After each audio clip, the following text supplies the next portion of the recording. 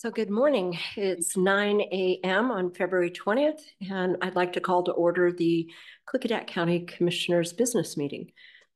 We will start, let the record show all three commissioners are present, and we'll start with the Pledge of Allegiance.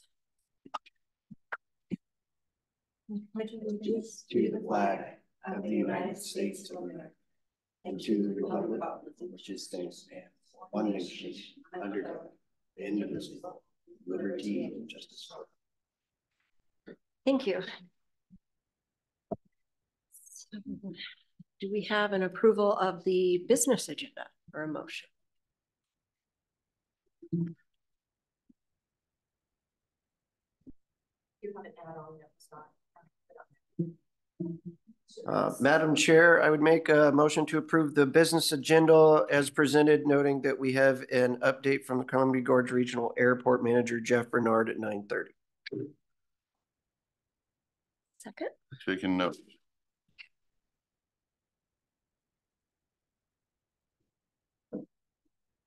I'll second the motion. Motion and a second. Any discussion? All those in favor? Aye. Aye. Aye. All those opposed?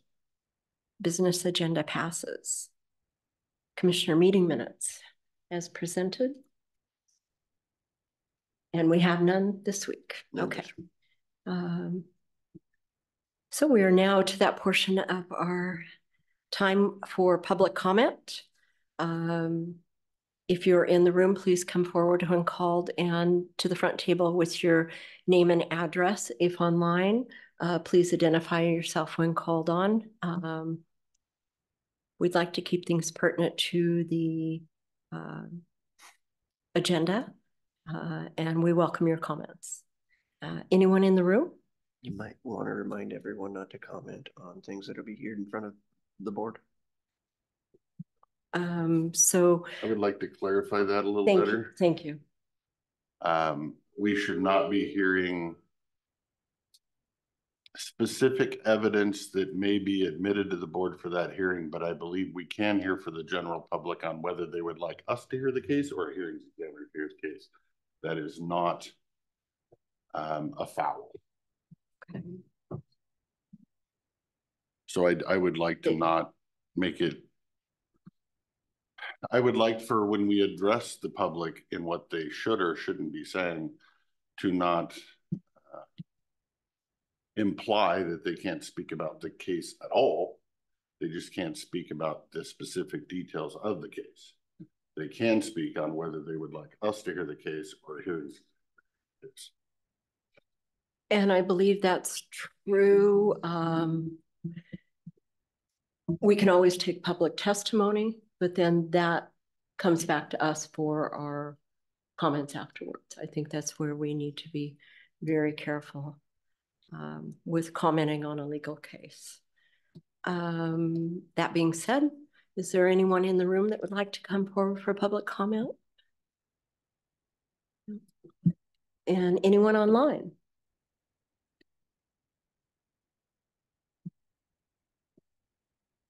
Anyone with their hand raised? 7211. 7211. This is Greg Wagner with C. Good morning. The county comprehensive plan states to encourage public participation, and that's with regards to events happening in our county. The Title 15, 16, Title 12, all these various issues that are coming up. You go to the county website, whether it's Public Works or the building department, and there's nothing on their webpage that gives out any information about a Title 12, 15, 16 revisions, changes. And if you are part of the notification system, you rarely get any notifications about any type of rezonings or code changes or any of that. So I'd like to know, how is the county leadership complying with the comprehensive plan when it doesn't seem to be encouraging public participation? So I'd like to see that the information is put out there so that it is available for people to view and be able to possibly then comment or give testimony when a hearing comes up. They should be able to have that information and well in advance, because it does take time to put the effort out to study these issues and come up with good comments or good testimony. So I'd like to see the leadership here start following the comp plan and make sure that the citizens are encouraged for public participation. So thank you very much. Bye. Thank you. Back in the room, anybody like to give a comment this morning? And online, is there someone else this morning? Jean? Hey, good morning. Can you hear me? Yes, thank you. Excellent, good. Okay, I just wanted just a quick caveat on what the gentleman was saying. I believe it was Craig from CEAS. And I've been doing a little bit of a deep dive in this as far as the notifications on that side of things. And what it seems is like, you know, so something for, you know, say the planning department, it'll go on the planning website, you know, for a rezone or something. It'll also go in the paper, you know, it'll go in the Sentinel. It's, you know, it's digital, you can read it in the paper. And I think where the complication lies is that there is a gap of communication in a world where we are used to getting notified of many things. You know, we get the 911 smart alerts, we do all these, you know, that's kind of what everyone's used to doing. You know, it's, and not to say that there are some complications navigating some of the websites to get the information that we're looking for. So I don't think that the timeline legally really is in favor of someone who is willing to do the research. It really cuts down the timeline when someone's searching for the initial information, much less the information that they need to come to, for example, the Board of County Commissioners meeting with the information that they need. So just a little bit of feedback on the outreach side of things. Not sure if that helps, but here it is. Thank you for your time. Thank you. One more time in the room, possibly. Everybody's visiting today. So back online, is there somebody else that would like to comment this morning?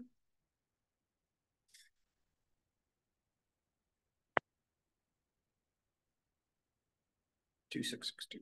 2662. Hello, Commissioners. This is Tracy from Lyle, one of your normal commenters.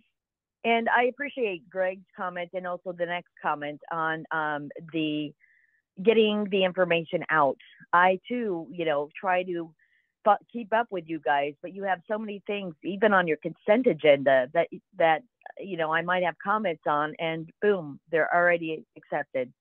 The Title 15, the Title 12, all of those things, you know, that the people in this county know what's going on, and the reason why they're not here to make comments is because what they all tell me is it's already done. Everything on the agenda is already completed or in process to be completed. And that's where I have a problem. So with your hearings that you have on different subjects, you know, we again get the 3 minutes. Last week, I got my 3 minutes, and lo and behold, after I spoke, the actual owner of Click Networks gets on and talks for 3 minutes. You know, I wasn't able to come back and talk, and that's just not right. That's not giving me the opportunity to rebut what he said. He said he was a new company that just started this year, or in 2023. And I found that he got a $100,000 grant way before that. Yes, it was for Hood River and Wasco County, but it was under the name Click Networks.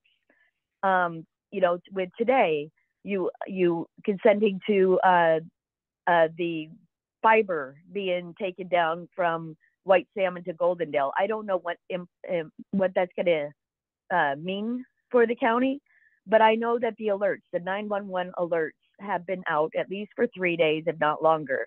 That is not on the agenda for today, and I can't understand why. Is it because we have an emergency proclamation in place right now? Jeff King said that last week, that he wanted to extend the emergency proclamation made from the weather. Well, it wasn't from the weather. We have weather like that every year. And if our communications, our 911 can't stand up to 0 degree temperatures for 4 or 5 days, we've got a problem. You know, Jeff King said that the generators were going out. Well, there can't be a 911 system that's connected to either land mobile radios or IP addresses or cell phones, because it won't work. You can't have an absolute that it's going to work. You know, your alert system.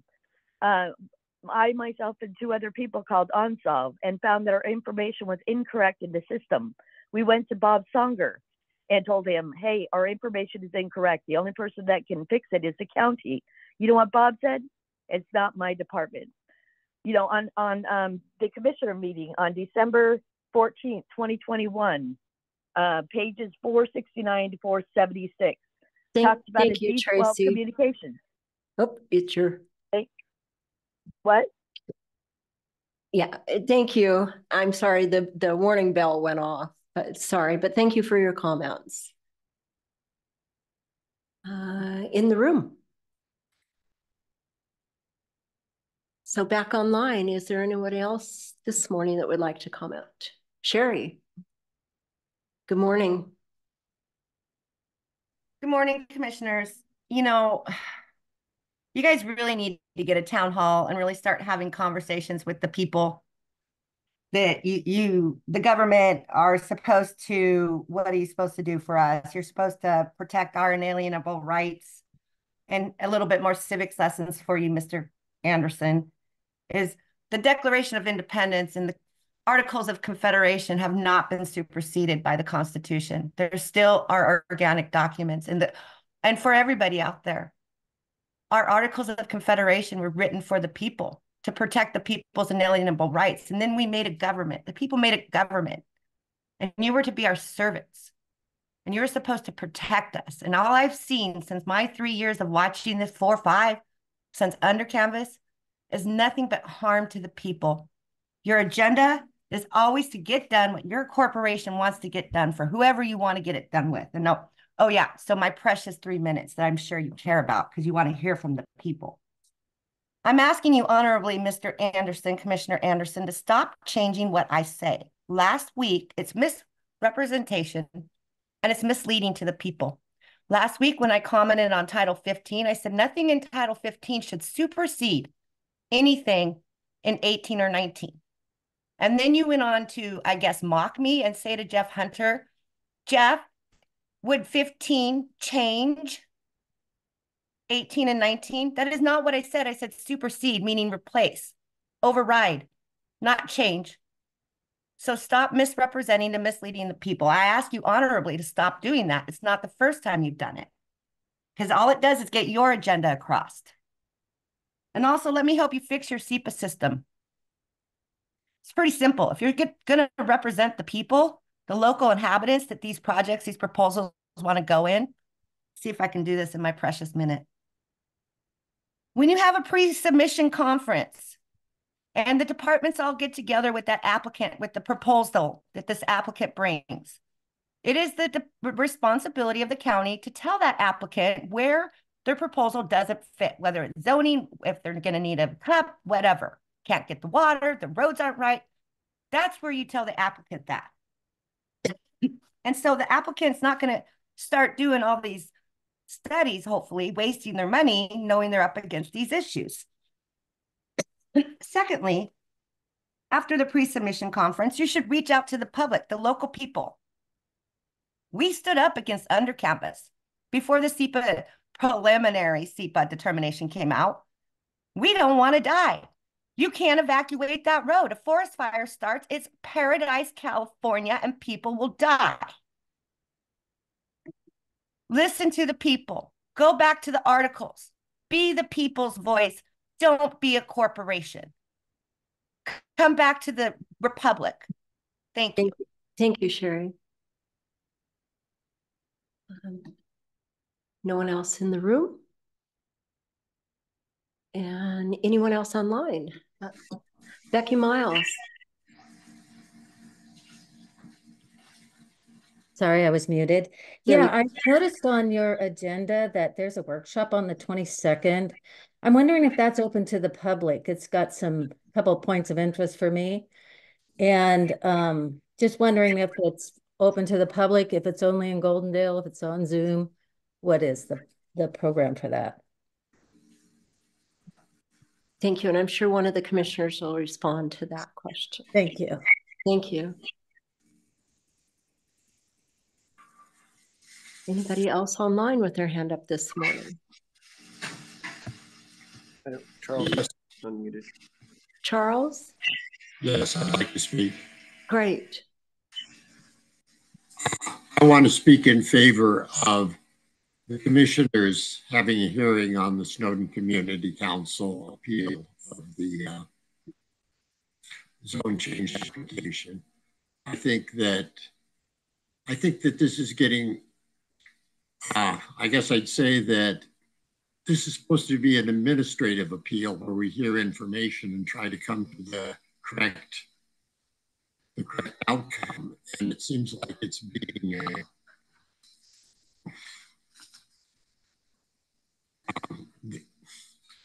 well, I guess I'd say that it's suddenly everybody's lawyering up and the prosecuting attorneys involved in apparently applicants hire a lawyer, and we've gotten very legalistic about it rather than just having a hearing.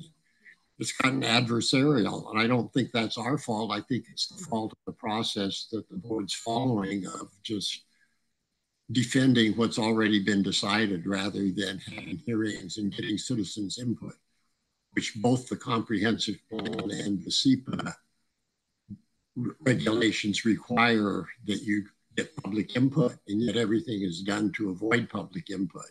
And I think this is just a way of forcing it off into a legalistic thing. Yeah, deflecting blame and criticism so that the commissioners don't have to stand behind your decision. They can just chalk it up to the hearing examiner. So that's my comment. Thank you. Thank you. Anyone else on Zoom this morning? We'll give it one more try. No one in the room has changed their mind, I don't think. One more call for Zoom. So seeing no one, I'll open the floor to commissioner comments. If one of you would like to respond, Mr. Christopher. Still thinking. Okay. Okay. I've got a lot of notes here I'm trying to review too, so give me a minute. I'll give you a minute. I do have to say, for myself, I'll just take the floor for a minute then. There were a lot of comments today about public comment, and that's something that is very important to me. And coming into my election, that was very important to me. That was a process through different boards I've worked on that I've always been a champion of citizen review boards, the citizens having their moment. I know that there are really stringent RCW requirements for the processes that we hold public meetings and that we post in the newspapers and we make documents available. I believe in my time here, I'm seeing our directors do that. And I believe they need to and understand they need to adhere to that. I trust my directors that they're walking through the processes of what's required of them. And it's a tough job, even like Title 12, it started before I came.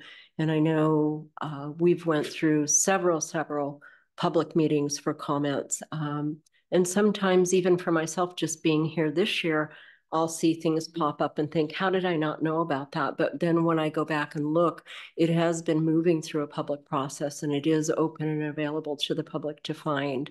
And I agree, there's a lot of very hard things we're working on, a lot of things that touch people's lives. So sometimes it's a little bit of a shock when you run across something that might be happening in your neighborhood and you think that you've been exempted out of the process. But going forward, that is something I will check each time applications come through me to ensure that the public has been involved. And I will fight for that, just like getting Planning Commission back. That was very crucial to me. That is a great public input board, diverse, and lets us know what's out there and what the temperature gauge is from the citizens of this county. So that is something that I'll keep my finger on and champion for sure for the people. But are one of you have your comments ready? So, not ready yet? I'm still reading through it, but okay.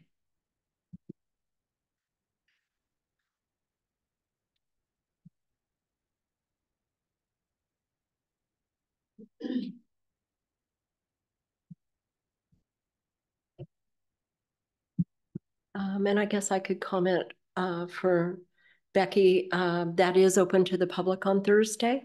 I believe we start at 9 o'clock here in this room on Thursday for a workshop, and they are Zoomed now. So you can check in, you can't comment, but you can Zoom in and watch what's happening. So that would be available for you to watch our meeting on Thursday. Madam Chair, we do allow written comment before the meeting if they want to comment on those. Do we have a policy for written taking comment for? Spelled out right on the bottom of the agenda that's okay. Published every week. Perfect. And do they have to submit that prior to the meeting? Okay. So if you see things on the agenda, Becky, you can comment and send it to the clerk of the board, and it'll be included in our packet for your comments for our Thursday workshop then. Good to know.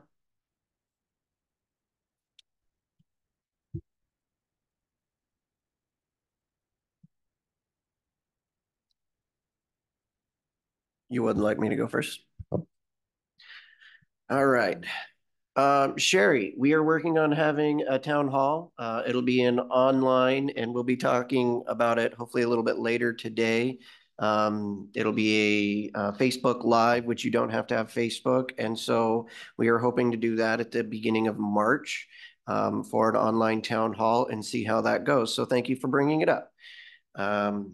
I hope you understand I was not trying to speak for you with regards to your comments on Title 15. And when I asked Jeff Hunter, it was for clarification for you. I was not trying in any way to be derogatory. I was trying to get you the answers for which you asked. When it comes to public comment, like a lot has been brought up with regards to SEPAs. The Washington Administrative Code, which we have adopted, the county has adopted those sections, requires that we take public comment, and when we take public comment, and that is included in the Administrative Code, Chapter 197.11. I can get you, if anybody would like, a more specific part in there. But almost everything we do is written in statute or code or our own local ordinances. We are required to follow those, and that is what we do. With regards to getting the information out in public, I would say that since Commissioner Christopher and I were elected, the Board of County Commissioners has been far more transparent than it ever has been. We have started Zooming meetings. All of our meetings are now recorded. You can go back and see everything that we have done in the last 3 years. That was never the case before that. And that was something that when I ran for election, that's what I heard from the constituents that they wanted, and we followed through on that. In terms of getting the notices out, whenever we do an ordinance change, we are required to notify the newspaper. There's WACs and RCWs that require what we do for getting that out there. I am really happy with the Title 12 road standards. It took 2 years to get us to this place. We've had multiple public hearings on it. We have heard from the public. We have had a specialized group that helped work with the departments to create those changes. And it's been a long thought out and drawn process. And I'm really happy with where the county has been. And I'm really excited for all the good work that our directors do in providing the public notice. And yes, Becky, the workshop on the 22nd will be Zoomed and it will be recorded. And always, people talk about the 3 minutes that you get to provide comment. It is ridiculously difficult to provide public comment on something that is technical in nature in 3 minutes. That's why whenever we have a chance, we leave the record open for written comments, usually after the oral comments have been closed for taking testimony. And that is so that people can get us the information after doing the research, so that we can then review it and do our own research if necessary. And with that, I will yield back the rest of my time.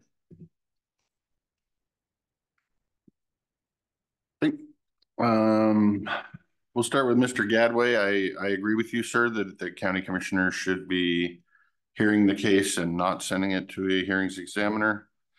I don't believe the county has decided yet what they're going to do, but that will be my vote. I'm going to agree with Mr. Anderson that this board has been far more transparent than it has ever been in the past. But I will also add the caveat that it has room to grow.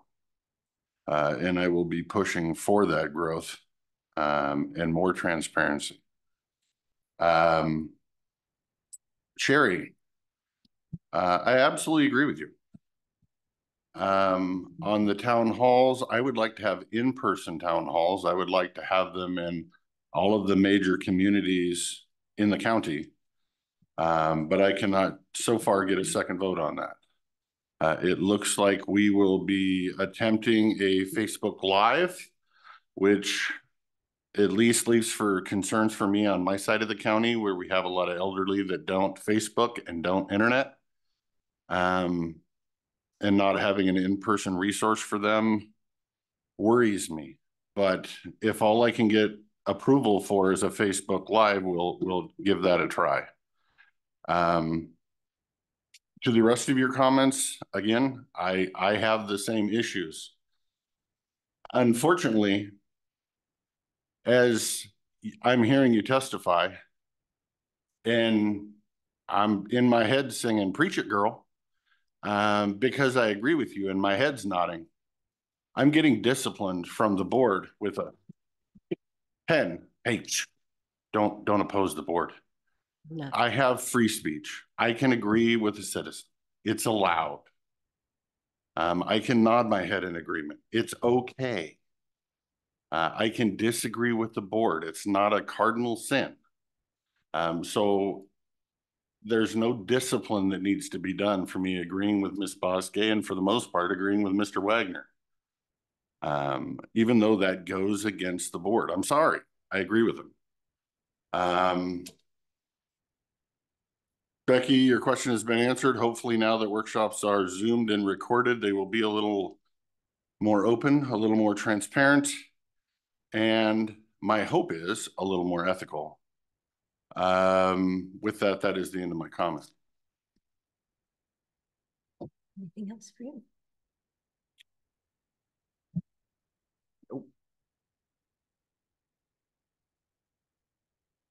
I think I will leave it at that today. So moving forward, consent agenda. Madam Chair, we have before us the consent agenda with 11 items. My motion is to approve. I have no problems with the 11. I will second. Motion and a second. All those in favor, or any discussion? I just would like to notice for the board that the subject that Tracy was speaking to on the consent agenda is the Astound that is working on the wide area network within the Goldendale area. It does not include to the White Salmon area. And that is to create a redundancy. And so that's actually a great thing for the county. Okay. All those in favor? Aye. Aye. Aye. All those opposed? Consent agenda passes. Payroll warrant certification and approval. Everybody had a chance to look. No issues? No issues with No me. issues. No issues. All right. With that, I'll make a motion to approve the payroll benefit warrants in the amount of $443,085.40 and the payroll benefit warrants in the amount of $0 for the date ending February 20th, 2024. I will second the motion. Motion and a second. Any discussion? All those in favor? Aye. Aye. Those opposed? Payroll warrant certification and payment approvals passes. So we're to that portion of our time for a update from our interim planning director, Lori Anderson, who's here in the room. Thank you, Lori. So looking forward to 2 weeks. Yeah, the countdown's on. Yeah. You got to start by days now, say 14 days. When does it shift to hours? Yeah. Is that at the 7-day mark or 6-day mark? Yeah. Thank you. Thank you.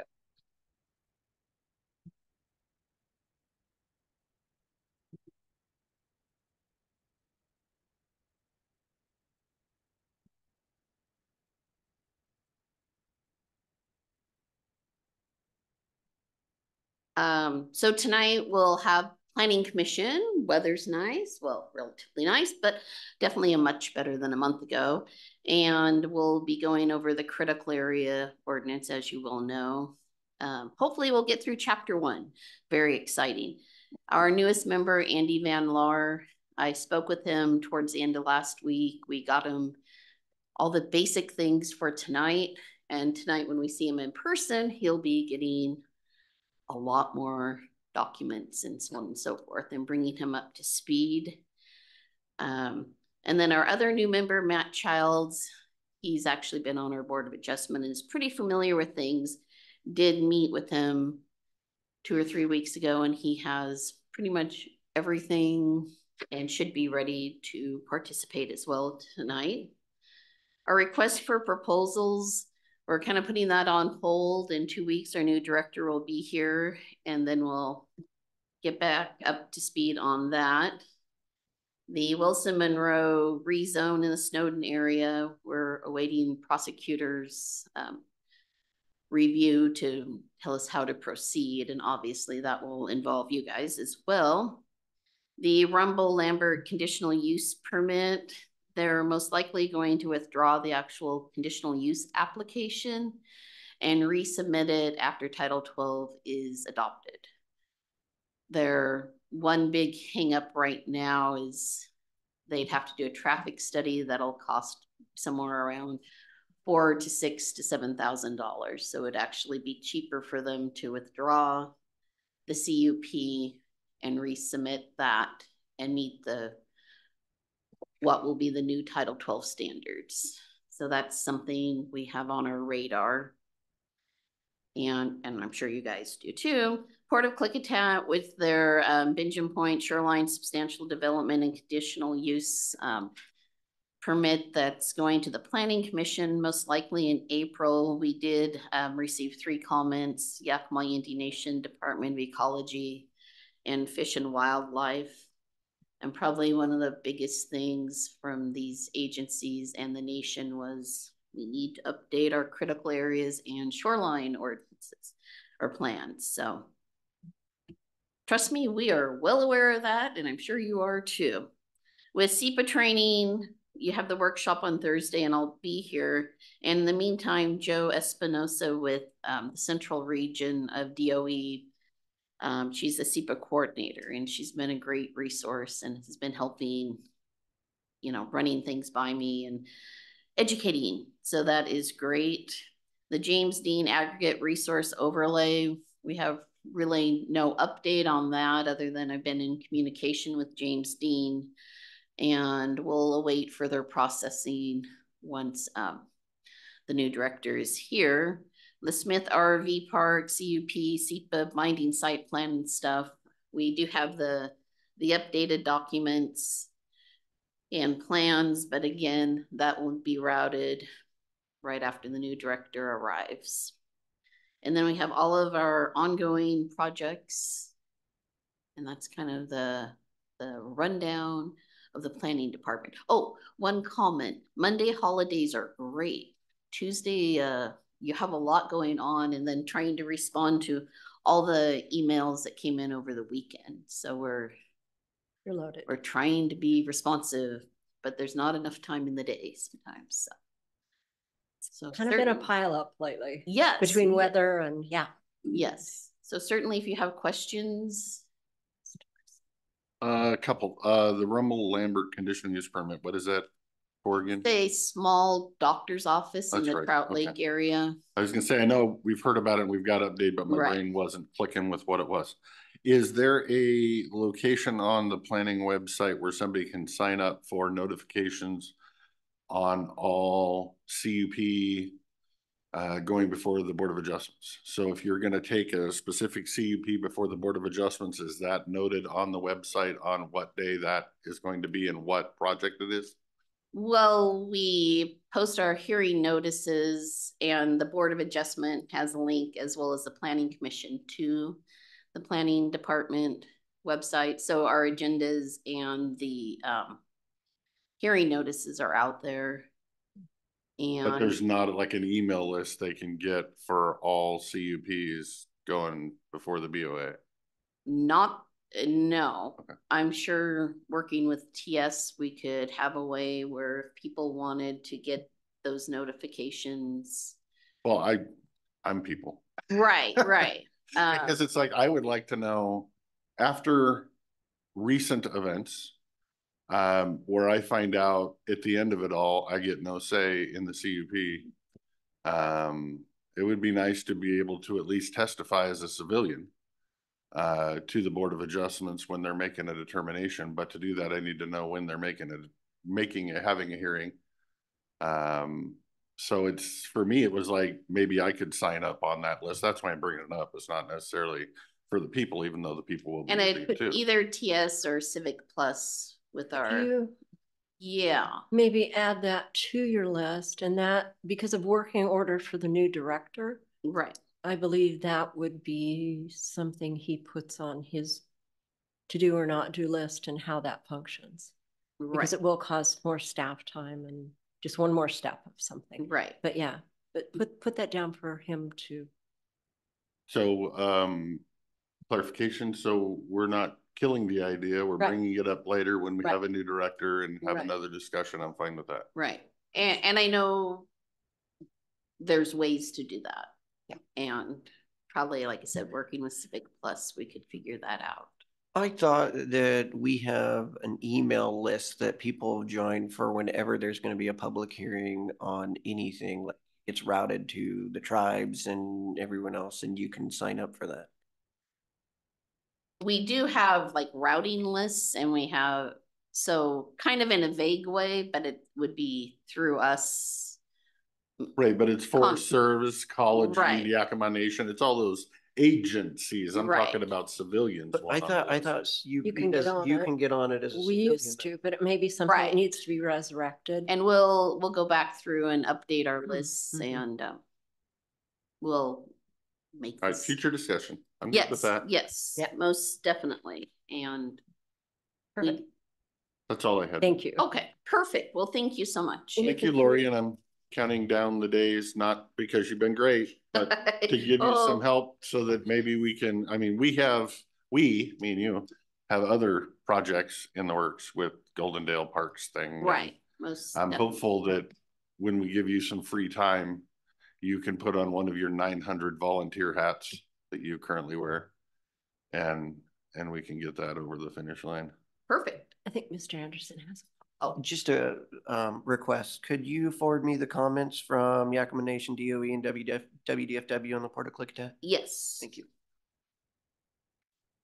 And thank you for all you and your staff do. Thank you. And have a great day. And I think we have Mr. Renard from the regional airport here to update us. I think we slid you in at 9:30, correct? Yes. Okay. Did we have something else scheduled at 9:30 that we moved out, or? No. Yeah.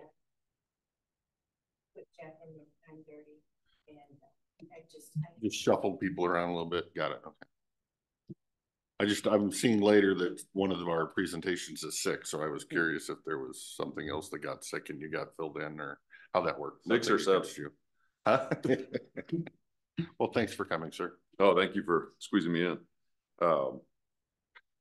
Again, Jeff Renard with the Columbia Gorge Regional Airport. Got a great big grant project that you guys are familiar with. This is more just a quick update and another opportunity that I wanted to share with the board about an idea of, we have our $3.4 million project going for the taxi lanes and South Apron rehab, which has led me down the path of trying to figure out how to put revenue generating property and assets on the airport, which are hangars. Our T hangar list is at 40 people on it now that desire a place to put their airplane. Mm-hmm. Connect Oregon, a grant process, a transportation grant process in Oregon has a $46 million pool right now that we are eligible to go after for funding. I've done the legwork to find out it'll take $2.4 million to build 2 10-unit T hangars. Each of those hangars would rent, so it'd be 20 units total. Each of those hangars would rent for $400 to $450 a month. I'm on the conservative side of saying the $400 a month, generating about $96,000 in revenue every year for the airport after we get done. The Connect Oregon grant process has a 30% match. So if we go after $2.4 million to build these hangars, I have a $720,000 match. Trying to figure out where to come up with that, knowing that the county has already made statement that there's not a bunch of funds available. The different talks through this, I believe your 0.09 funds are eligible for doing hangar is one of the projects that's available.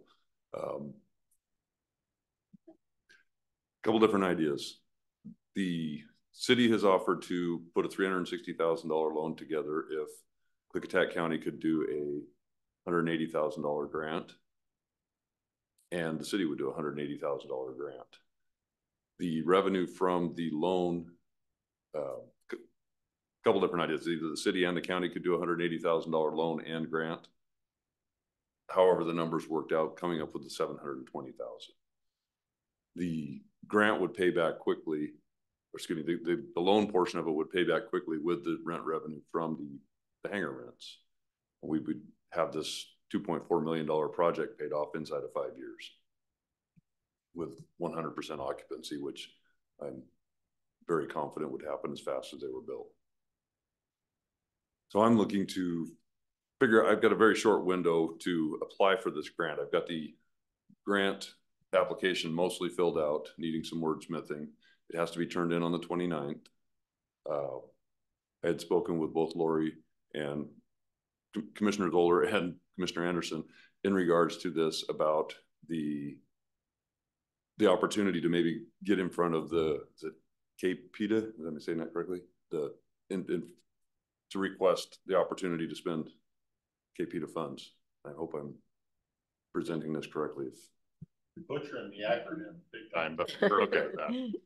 Doesn't matter. KC BoCC? KC BoCC. KC. Sorry. Go ahead, Mr. Got questions? Yes, that's easier for me.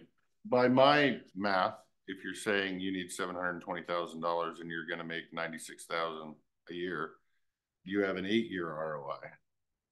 And you're saying you're having paid off in 5 years. So I'm curious how that math works.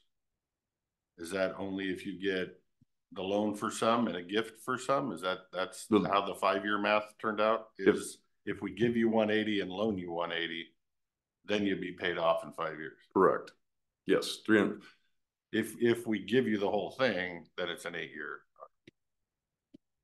If you were to loan us, if we were to give it to you, if we were to give you $720,000 or the match, your income, it would take you 7 years for us to essentially generate a profit.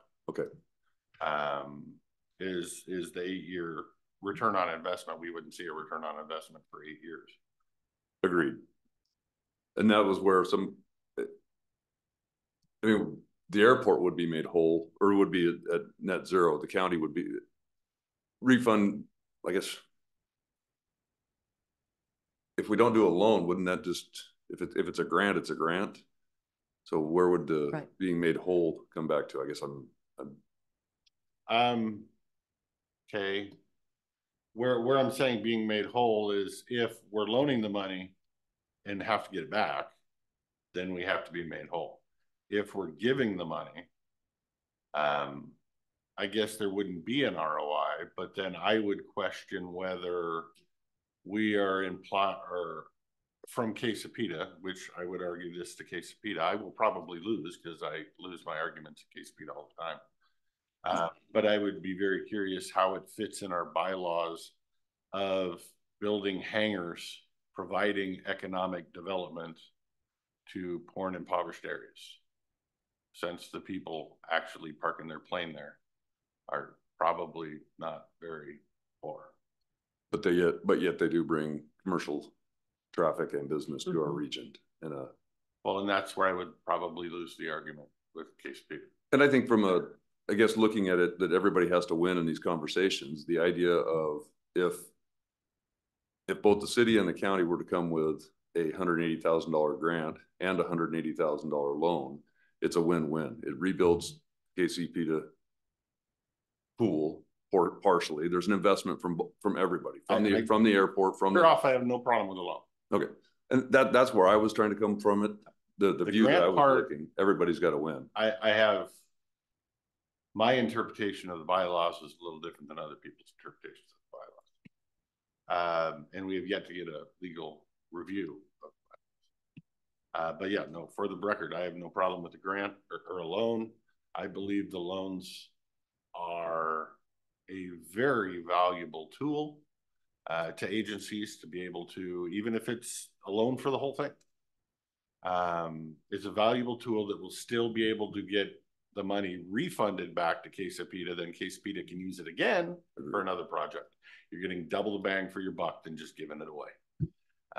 So at least for me, I would support a loan for half of whatever the number is. The grant thing is going to be a little harder for me personally. Thank you for bringing this in front of us, Jeff. I looked through the CEDS list, which is what is required to get $0.09, and the T-Hanger project is on our county CEDS list. So barring the prosecuting attorney saying that it is not eligible due to either the bylaws or any other state issues, I don't see a problem with using $0.09 on this project for economic development within the region. Including making our airport more self-sufficient so that we can quit spending county reserves on the airport. So I see it as a positive for the county and the community in the long term. The question you have is, as I'm trying to understand it, you have to apply for this grant by the end of the month. You need an answer on whether or not the county will put forward either money or support for that 15% of the match. I guess my thoughts is KC BoCC does not control the $0.09. KC BoCC is a consulting agency. The Board of County Commissioners controls the $0.09. I see the $0.09 as the most likely place for this. And I do really like the idea of a 50% match for loan and a 50% for grant.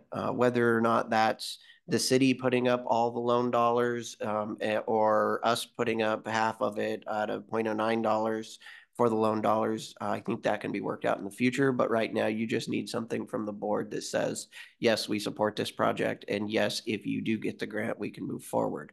My thought on this, the best way to go forward is I was hoping Richard would be here. But to have Richard send a poll as he's been using, and I believe we all got a poll recently on whether or not the KC BoCC board would be supportive of moving for the grant for Oregon, the large grant. And then I would say that poll should be done by Friday, and then we could have it on the agenda for next week with a letter of support for the project from the BoCC using the $0.09.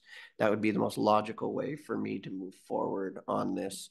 Another option we could have is we could do a special meeting of the KC BoCC board. The chair could call a special meeting with 24 hours notice. But being that we just took a poll on applying for a different grant, I think it would be just as easy, but I would leave it to my seatmates to make the determination. So first of all, I am on the airport board, and I can't tell you how much I appreciate you, Jeff. And I look forward to the future you're creating at the airport. You're diligent in your work. You have cleaned up everything in the office down there.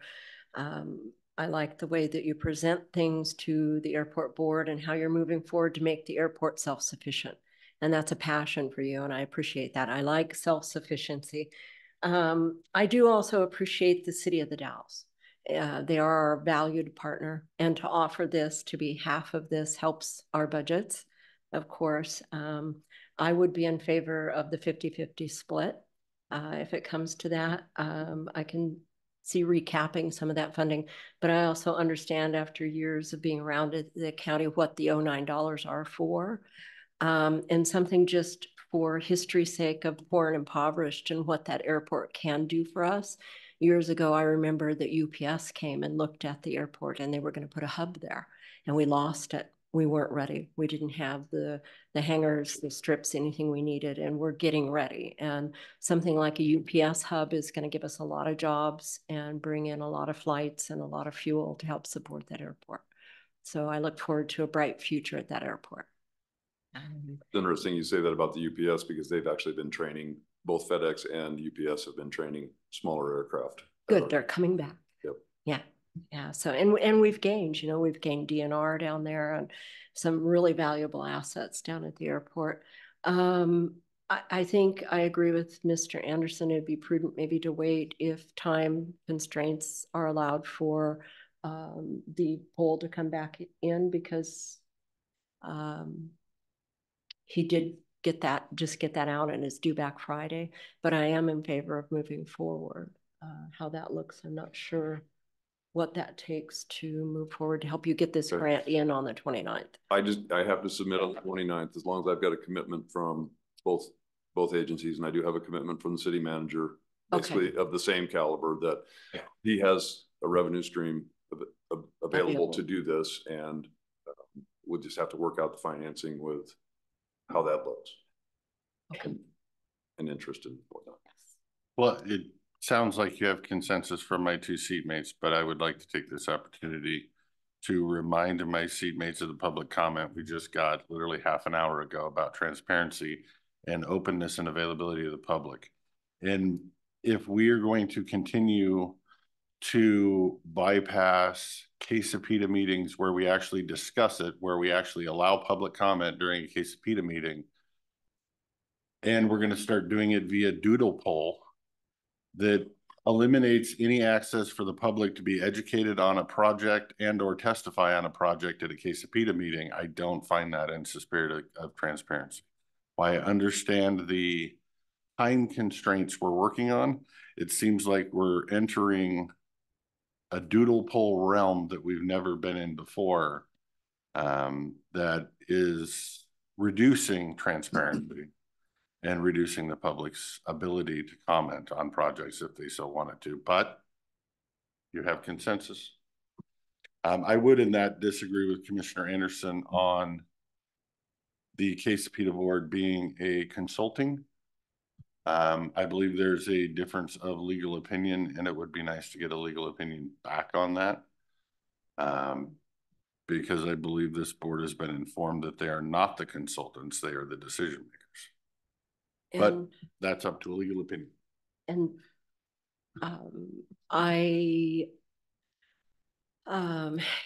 my opinion,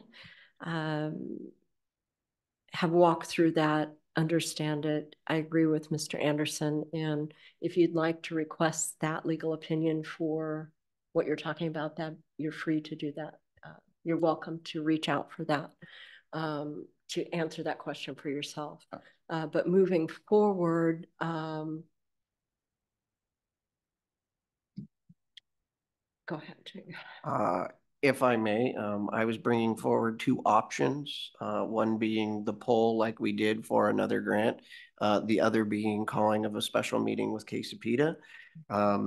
I would entertain the idea from my seatmates based on Commissioner Christopher's testimony that we could hold a KC meeting either Thursday, Friday, or Monday And we could do that online and take public comment if you would so like, and just do it as a special meeting where this is the one item on the agenda. And that's where I was going. I was trying to formulate that into answering Mr. Christopher's concerns. It feels like it'd be prudent to go ahead and request a special meeting of KC PETA. Any suggestions on which day, Thursday, Friday, or Monday from my seatmates or from staff because of scheduling? I believe this is why I asked if Richard would be available, because I got to make sure that Richard and staff are available. And have you? Okay, thank you. Like when we do that, it turns into a doodle poll to find out what day is available and time is available for everybody on the board to get a consensus, and then that's how we're going to go with it, not just what's available for us.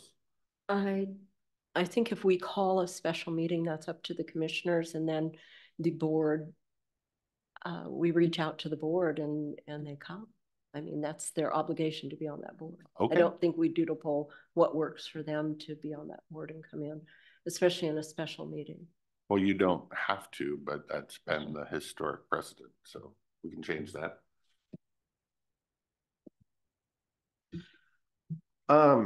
We have a workshop Thursday, and so KC PETA usually meets in the evenings. I could do Thursday evening, and I believe the bylaws state that it is the chair's duty to call the meeting in time that works. And so we can set a tentative time, and then Richard can reach out to all the KC PETA members to make sure there would be a quorum. But my goal would be to set a KC PETA special meeting for Thursday evening. Mr. Christopher, do you have a? Fine with me. I would agree for Thursday at 6 p.m. I can be back up here by 6 p.m. Yeah. Yeah. So can I? I have other places to go, but I can be back. It's 22nd, correct? Yes. If you're available as well, because I hope you're there to. Oh, I'll be there. Do a presentation. Yeah, I will be there.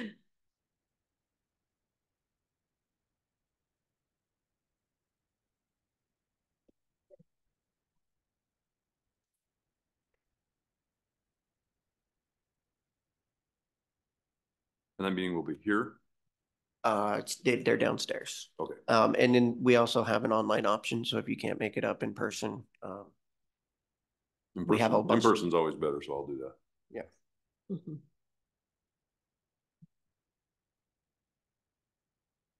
And can I ask how the board plans on informing the public of this meeting and the Teams link and how they might be able to comment? So special meetings, according to KC PETA, are outlined in the bylaws document of who you have to contact and when. You need to let the radios know and the newspaper know. And then I would advise that we direct staff to put the link to the Teams meeting, or I think they usually use Teams, on the newsflash on the county website. Downstairs is already booked at 6 p.m. for a different meeting. Oh. We could always do it up here. Yeah, I'm good with it up here.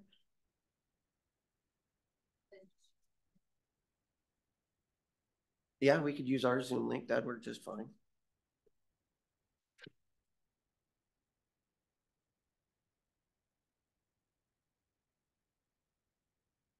Come up, Richard.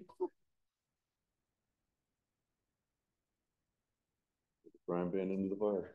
Oh, man. Apologies for my tardiness. I was in the finance meeting.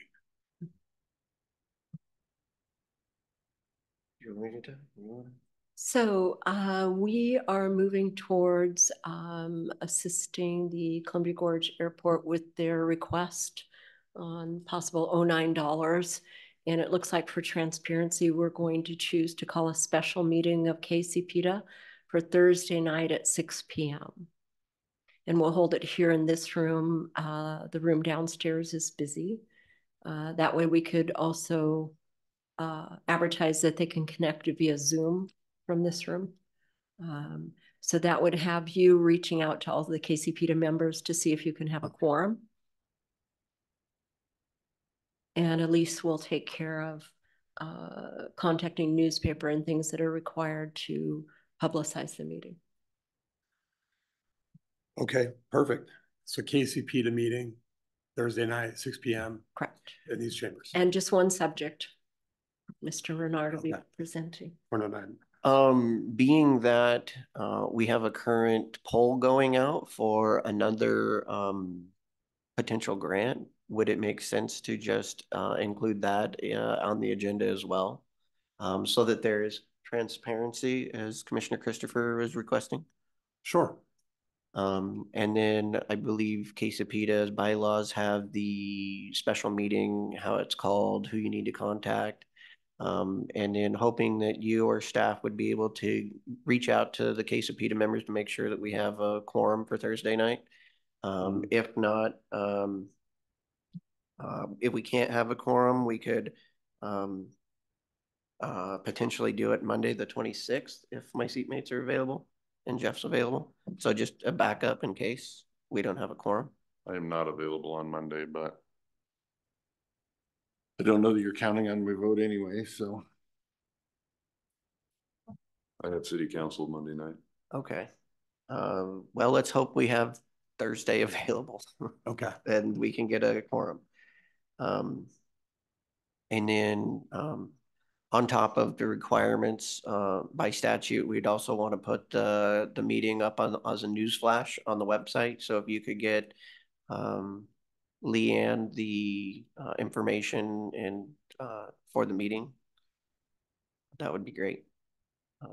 But KC PETA rules has everything that you need to know for calling a special meeting.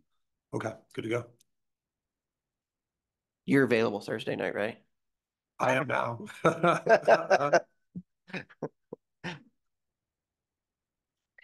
right. I think we're good. Thank you for coming, Mr. Renard. Thank you. Okay, and thank you for continuing to find grant dollars down there. Thank goodness it's coming from Oregon. Keep it up. No, he's been very good. I'm doing my best. Thank you. Thank you. Thank you.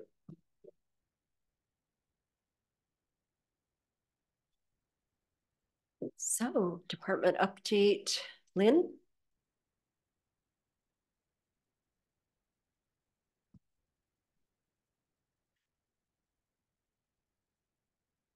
Good morning. Good morning. You even brought a helper today. He takes notes. So to clarify, before I start the staff report based upon comments, our website does direct people to contact us for a copy.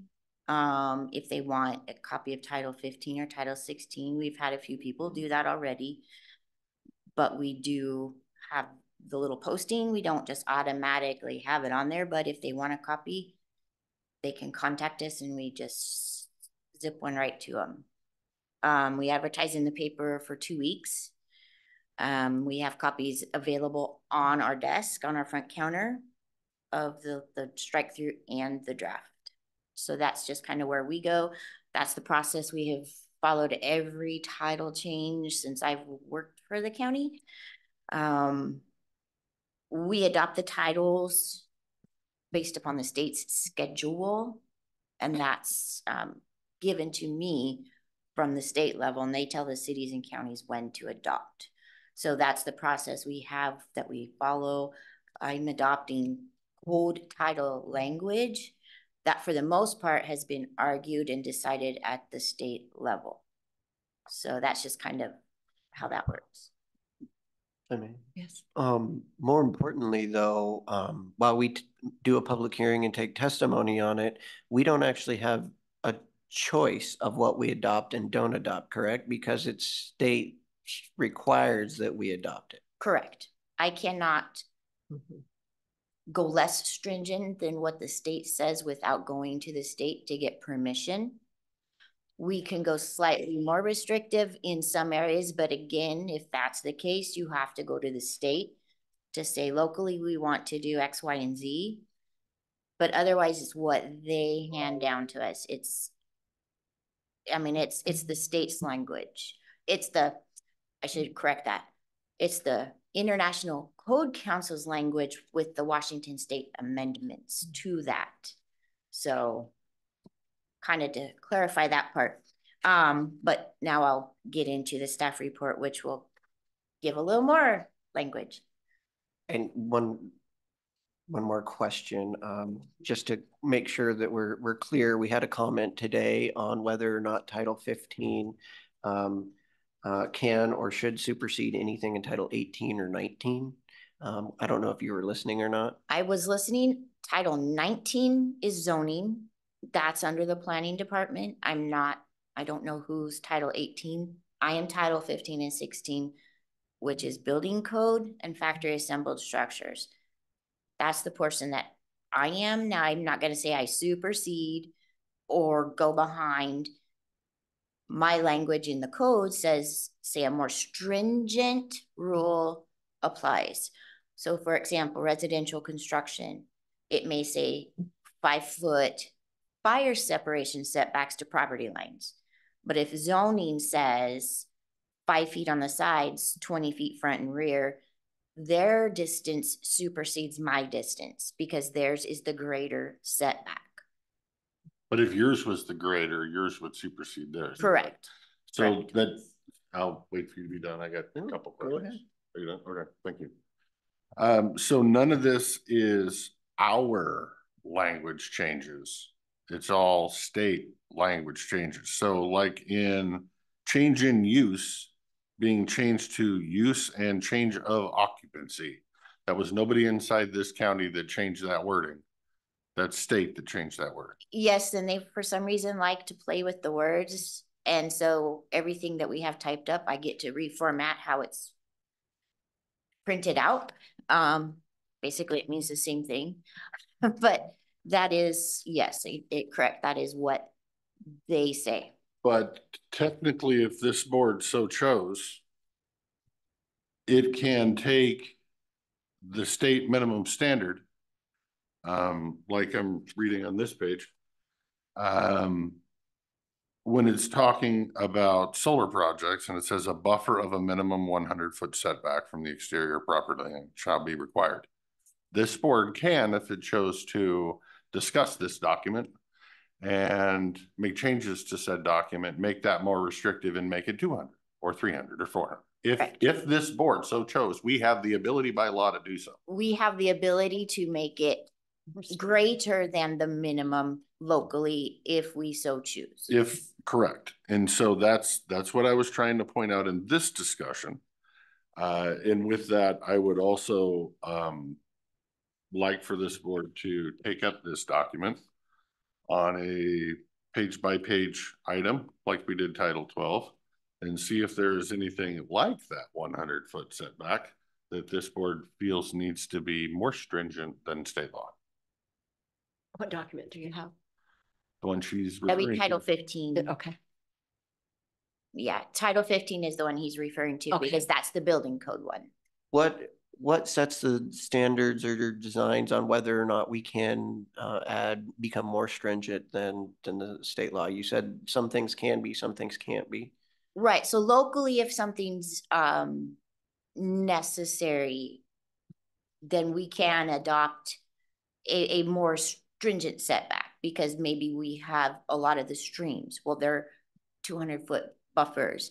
I mean, that's where, you know, the county locally based upon conditions can say, you know, with the zoning or the topography, that sort of thing.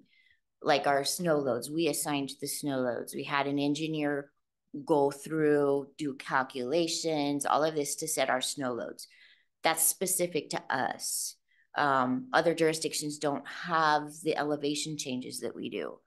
So those are the sorts of things where locally we have the flexibility. Right, but I would also add that it's not just in building.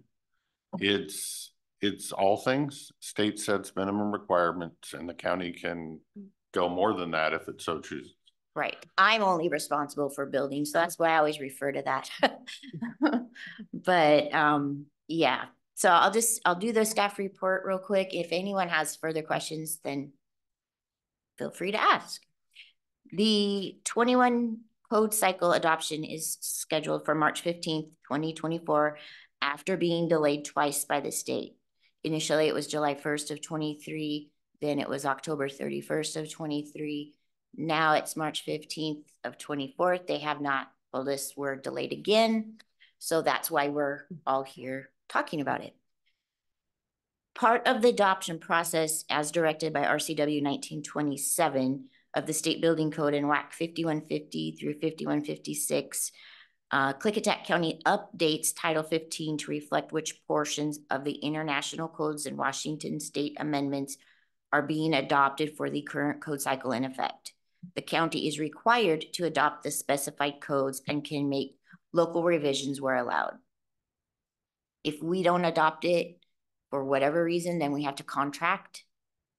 Like if we didn't have a building department, the county would have to contract with someone to do their review.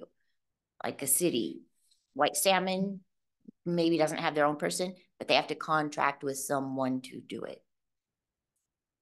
In addition to Title 15 for building codes, Title 16 for factory assembled structures is amended at the same time if any changes are necessary. At this time, Title 16 is being updated simply to clarify some language that was not specific enough or clear. The 2021 International Residential Code still allows flexibility of the jurisdiction to adopt or waive residential sprinkler systems for single-family dwellings. The department is recommending to not adopt sprinkler requirements at this time. A great deal of discussion regarding the Wildland Urban Interface Code.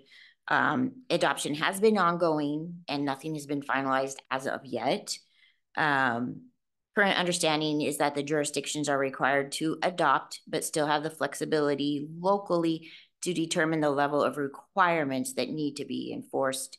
And I just printed off the most current thing I could find this morning on extended Senate Bill 6120 regarding this. And there are hearings today, for example. So, I mean, it could change up till March 1st is what I've been told from the Washington Association of Building Officials and other people who we've spoke with.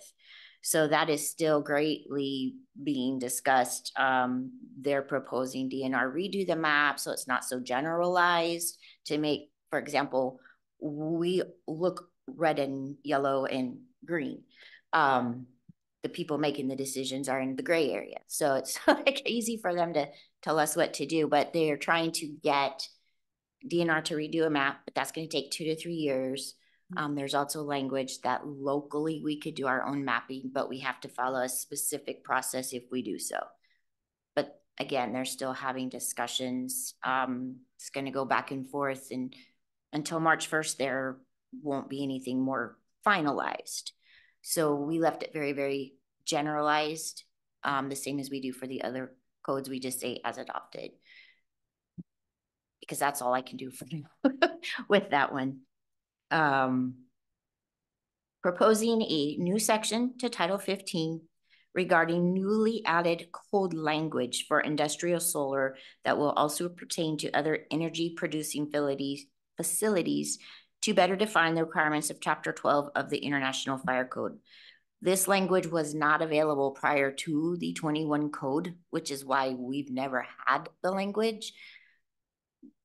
IBC, IFC, all of them are always playing catch up to industry because industry changed so rapidly. And I mean, at the high level, they're working on 24 codes already, but it takes a while to implement them.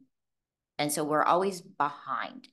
I mean, it's 2024 and we're adopting the 2021. So, I mean, that's just how the codes work.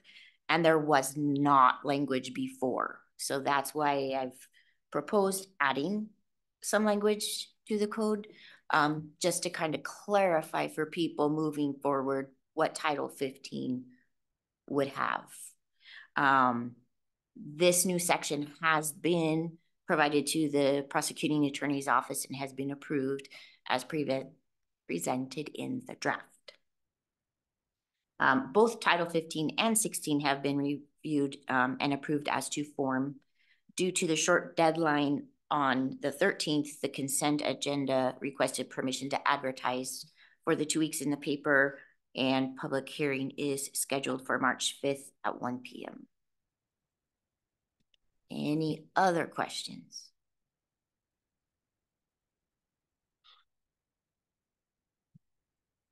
Any more you need from me? I believe Commissioner Christopher had requested that we go through this line by line. And I guess my question to Commissioner Christopher would be is how would you propose to do that when we have a hearing scheduled on it?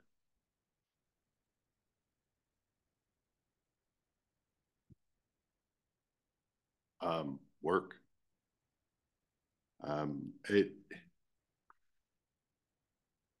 The board can adopt whatever it wants to adopt. It can adopt it when it wants to adopt it, and it can work as often as it wants to work to get what it wants to do done. So that's not a valid excuse for just rubber stamp. I don't believe I was trying to say that we're trying to rubber stamp anything. I think the point I'm trying to make is that staff is clearly stated that we are required by statute to adopt this by the 15th, correct? Mm-hmm. March 15th. March 15th. We have a public hearing. And we have a public hearing scheduled. So if we wanted to start making changes to it between now and the public hearing, would that mess up procedurally the process? It would make hitting our deadline crazy tight. If but at all possible, because it would have to go back to the prosecuting attorney for review again. And what exactly are the consequences for not hitting the deadline? We'd be out of compliance with what the State Building Code Council instructs me to do. And how long have you been talking to us about this document? We started talking about it last year, and then it got postponed. So we talked a little bit more about it. I mean, it's always available, right?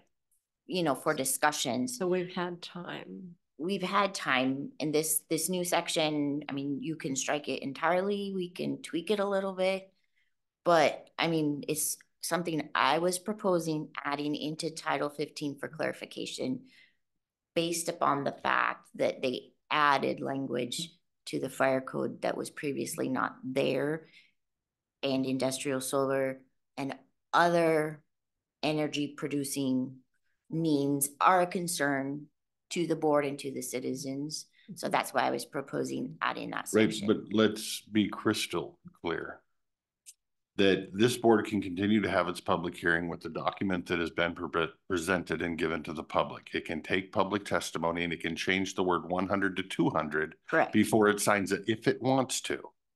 Yes, I can do that. By March, whatever date your deadline is. So the whole, we don't have time. Well, I'm ready. I mean, I'm willing for workshops, come back this afternoon, whatever and I think you want me to do. I believe that's what I heard Mr. Anderson say, propose a timeline of how you would like to work on this, not that we wouldn't work on it. And as far as passing a document through public comment and public hearing, and then we can line item change something, we're going against our transparency thing if we do that. If we're going to make any changes, we need to do it prior to a public hearing that's already been legally scheduled and we've been on a time frame. So if you'd like to work on that document, propose a workshop, propose a date, and I'll be there. I don't understand that, because you just said that we can't change it before the public hearing. No, I did not. I said we need to change it before the public hearing. I'm not in favor of just letting a public hearing that is valuable and scheduled and staff has worked on come forward and the public think they're reviewing and commenting on a document that you stated we could have the public hearing, and then if we choose to line item change something, we can just change it. And you realize that is the purpose of the public hearing. But they would not know what our changes might be. They're approving and commenting on what Lynn has prepared. And then down the line, we would just arbitrarily make another change because we choose. I would prefer to have a full document to them that they can comment on, that they know how we feel and what we see in that document as is. Correct, but if you're going to have the document in the hearing in 2 weeks, you need to Correct. present the document today, which is that document, not a document with potential changes that we don't even know are going to be changes until the board has a discussion on the change. So are you asking for approval of that document today so that we're ready for the public hearing? Do we have time in between the 5th that we could have a meeting and we could at home go through this document line item and sit down at a workshop with you and say, this is what we see, and then we could affect those changes before you get to that public hearing? That's why we're here today, is to let you know what changes are being proposed to Title 15 and Title 16, so that you have time to let me know what needs to be done. I don't seek permission to adopt until after public hearing, because I'm just presenting to let you know what's being prepared for the public hearing. So, you know, the minimal changes, if we've had anything in the past when we've done public hearing, the PA's office has always been very quick to review as to form and get it right back to us. They understand the deadline. So, but no, I'm not asking for permission of anything today, because we're just presenting to you what we're presenting to everyone else. So again, if you have changes you see and you've brought them up today that are potential, I'm willing to work with you whenever we can, as soon as possible, so we can get those back to Lynn so she can get a review to see if that's where this document needs to go. And the 100 feet was chosen because that is what they had determined way back when they very first did the first wind turbines as a minimum distance to property lines. Whomever it was Skip and right, but it was county, not state. Yes, that was the county. Yes, employees. It was at the time that director. So that 100 minimum is not a state. It is not. Correct. That is a county that could easily change with the stroke of a pen. Correct. That's my point. Yes, I started with the 100 because that's what they used for the wind turbines.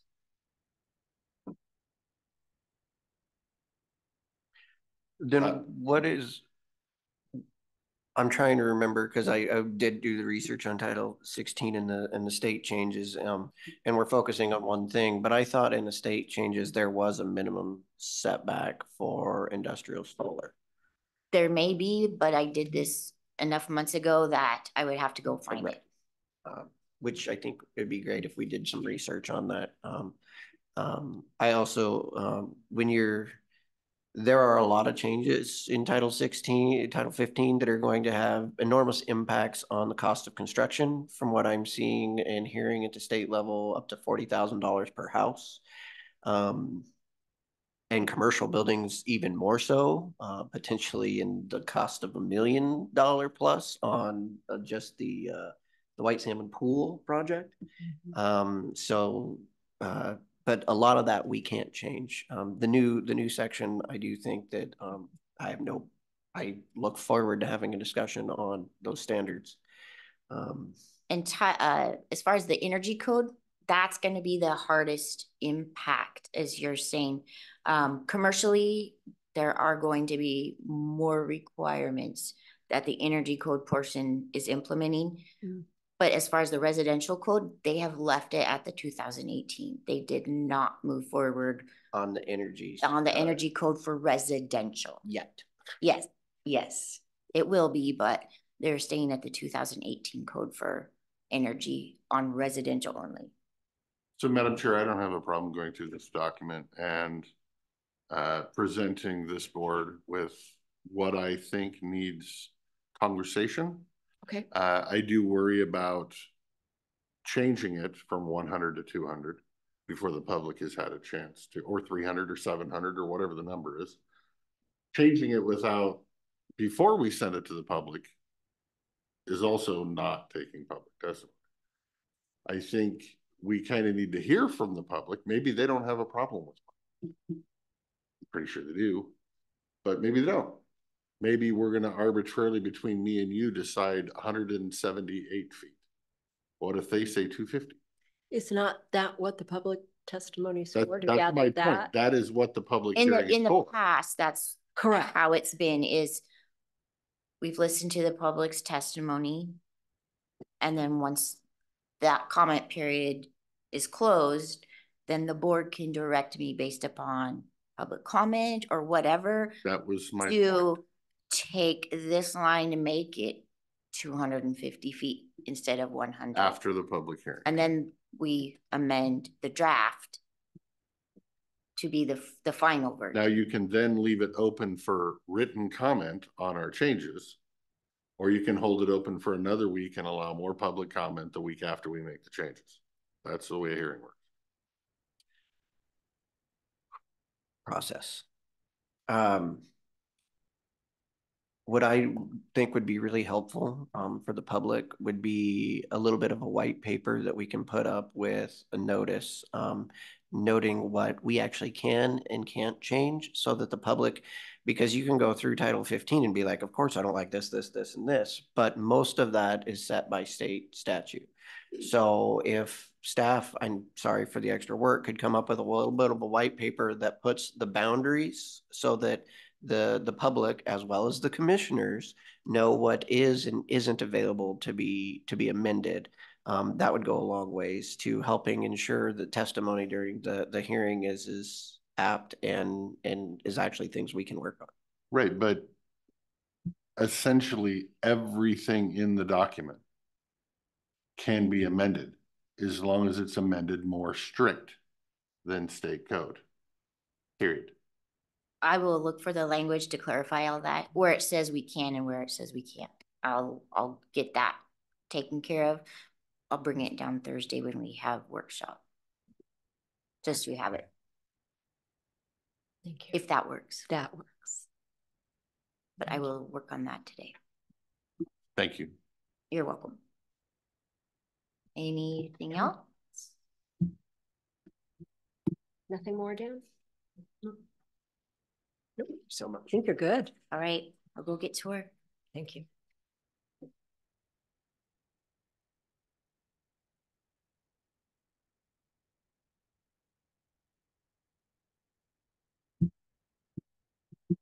Oh, 10 a.m. Mr. Hunter, we've got, sorry.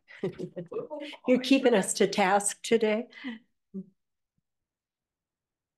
We'll catch up.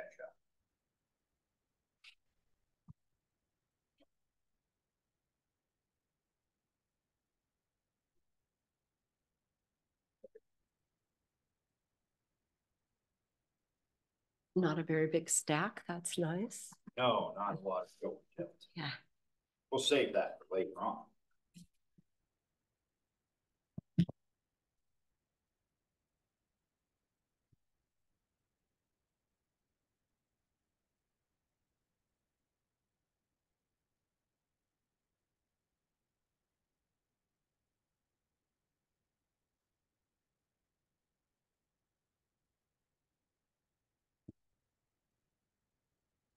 Oh, go ahead. I'm Okay, sorry, I was waiting reading your for you to paper. say, go ahead. Yeah.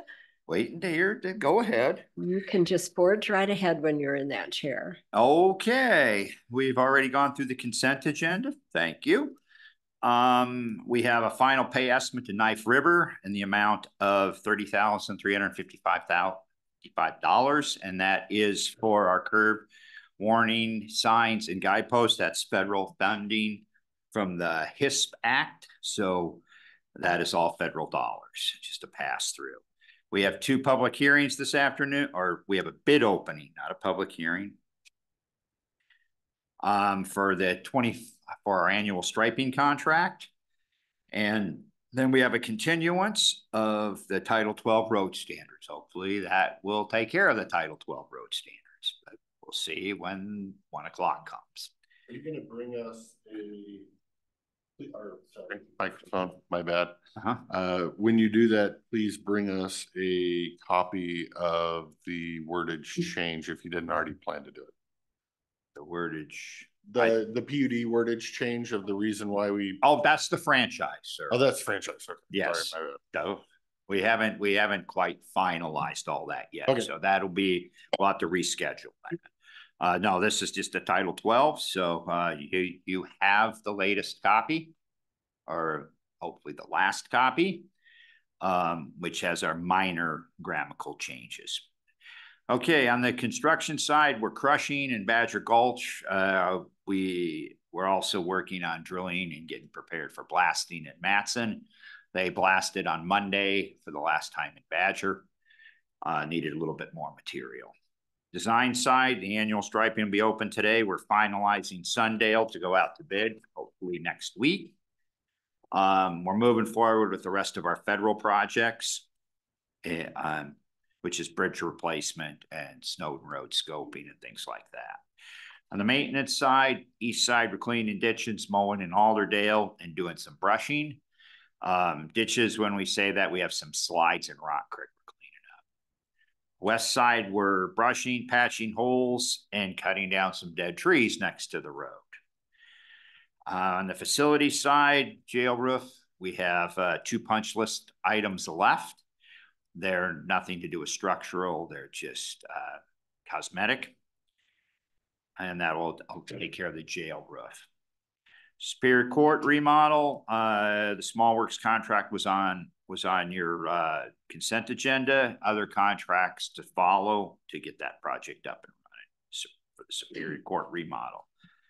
Events at the fairgrounds and other events, period. We have 1 birthday party scheduled in this Saturday in the exhibit building.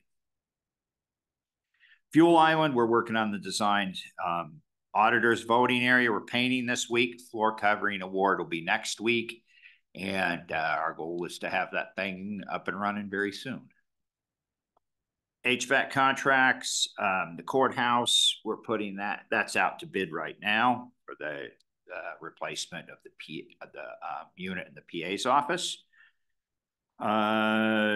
Storm damage is the same. Oh, I never did finish that. How did that happen? Anyway, we replaced the jail door, Sallyport door this weekend. Actually, it was yesterday, and it gets wired in today.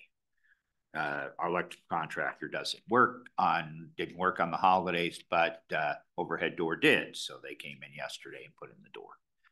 And that is it today. I had a quickie for the quarries. The quarries, obviously, when they open, they go through permitting and go through SEPA and all that kind of stuff. Then if we don't blast rock for 5 years and then we go in and decide we're going to blast more rock, does it have to go through the SEPA process again? It just stays under the original permit for as long as that permit is valid, the SEPA is valid, correct? Yes, and that is valid for a long, long period of time. We permit. Is that a local SEPA or is that through State Ecology that does gravel pits? No, we have a permit through State Ecology. We also have a permit through DNR. Who does the SEPA? We do the SEPA. Local, and most of them have CUPs. Matter of fact, almost all of them have CUPs because they're not in an industrial area, so they're not zoned outright to have them. So they've all had CUPs and SEPAs. Okay, perfect. Thank you. I have one question. Going through the bills, I noticed we are paying for HughesNet for the Glenwood shop. How often do those gentlemen use the internet up there? And is that something that we should be thinking about upgrading to like a Starlink so they can get a little bit higher bandwidth up there for doing their research and everything else they need to do on the internet? Good question. We are actually working with Randy on the potential for Starlink. We need it because of the way our time is entered in. We have a crew that works out of that shop. So the foreman enters his time and he sends it down here. And that's our internet connection to our system here. They also use it when they do work up there in the shop because everything done on mechanics is all done on the network now. So that's why we have internet. So that's exactly what I was thinking. And like when you're downloading these manuals and documents that are gigabytes now, HughesNet just isn't going to cut it. So I just wanted to bring that up for discussion. That's something I would definitely be in favor of, upgrading that system for their efficiency. Yes, we are definitely looking into that with Randy to do that. And we've also looked at improving our internet in White Salmon too. It's not very good there. What are we using in White Salmon? I believe it's CenturyLink. Oh. It's not very good. I think Charter has a line by it may be Charter. I don't. Well, I just know Charter would be good. Yeah, whatever we have up there, and I've been, because our shop's a little bit out of town. Barely, it will eventually be in the city, but yeah. So we're working with Randy on that. We've been going back and forth because it just doesn't have enough power to drive because that's one of the main shops. They do everything there. So yes, to us, internet's really important. So we are working with Randy to figure out what will work in all the areas, so we're not having piecemeal stuff. But yes, you are correct. Starlink is one that we've looked at. Okay. Right. That's it. I have nothing. Okay. See everybody at 1. Thank you. Uh-oh. Thank you. Oh, it's not. Madam Chair, do you want the pay estimate real quick before we move on to Sheriff? Sure. Madam Chair, I make a motion that we pay final pay estimate for curb and warning signs and guidepost CRP 371 in the amount of $30,355.66. I will second the motion. Motion and second. Any discussion? All those in favor? Aye. Aye. Aye. Opposed? Pay estimate passes. Thank you. And Sheriff Songer and staff.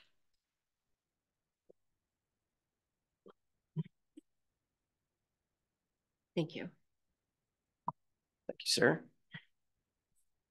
Not as thick, which is nice.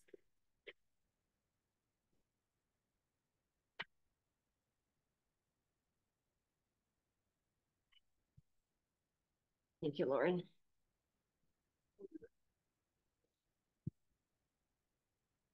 Good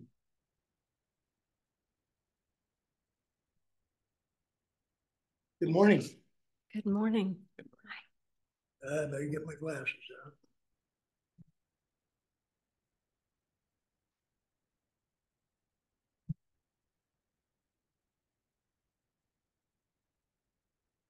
Everybody doing good? Thank you. Thank you. Starting out on number 1 item, there were a total of 1,803 calls for service from January 1st, 2024 to February 20th, 24. In addition to the calls for service, deputies served a total of 183 civil papers during the same time period. I have 2 press releases that I'm going to go over. Item 2, press release dated January 25th, 2024, titled Investigation into the Death of Hannah Walker. On October 12th, 2022, at approximately 6:50 p.m., Klickitat County Sheriff's Deputy Tony Warren received a call of a missing person who had gone swimming in a creek at Trout Lake, Washington.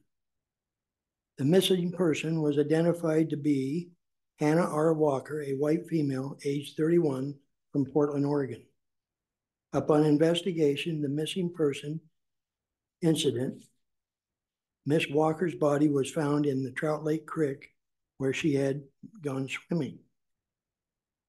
An extensive investigation was conducted in regards to Miss Walker's death based on Hannah Walker's mother's belief that her daughter's death was a homicide, not a drowning.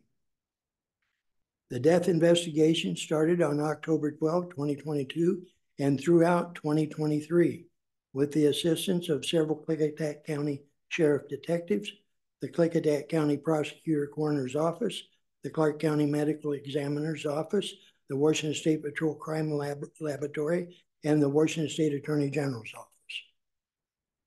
The case has been thoroughly reviewed by my staff and me, along with the Washington State Attorney General's cold case homicide investigators, based on available information and evidence, it appears that Hannah Walker's death was accidental drowning.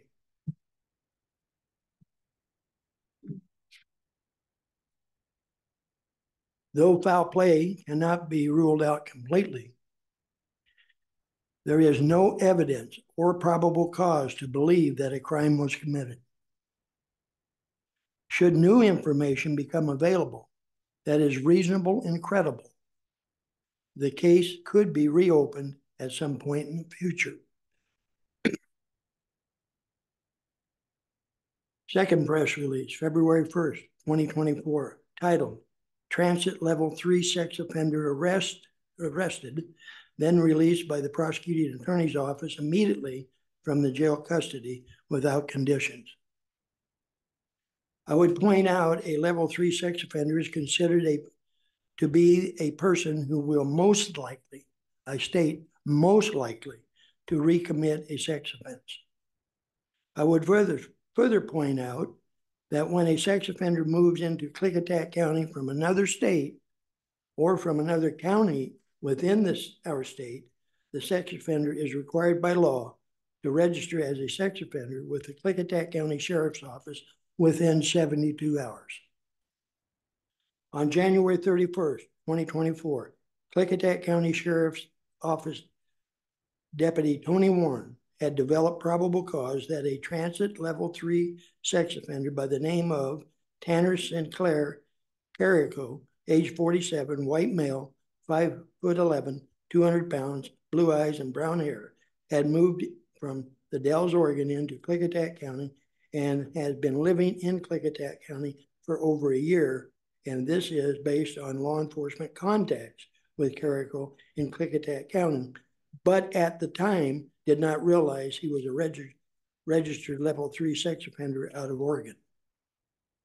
Deputy Warner's probable cause for arrest, Carrico, is based on Carrico's violating Washington state law by failing to register with the Klickitat County Sheriff's Office within 72 hours of moving into our county. Carrico may end up facing charges in Oregon for leaving the state and not notifying the state of Oregon that he left their jurisdiction and supervision as a registered sex offender.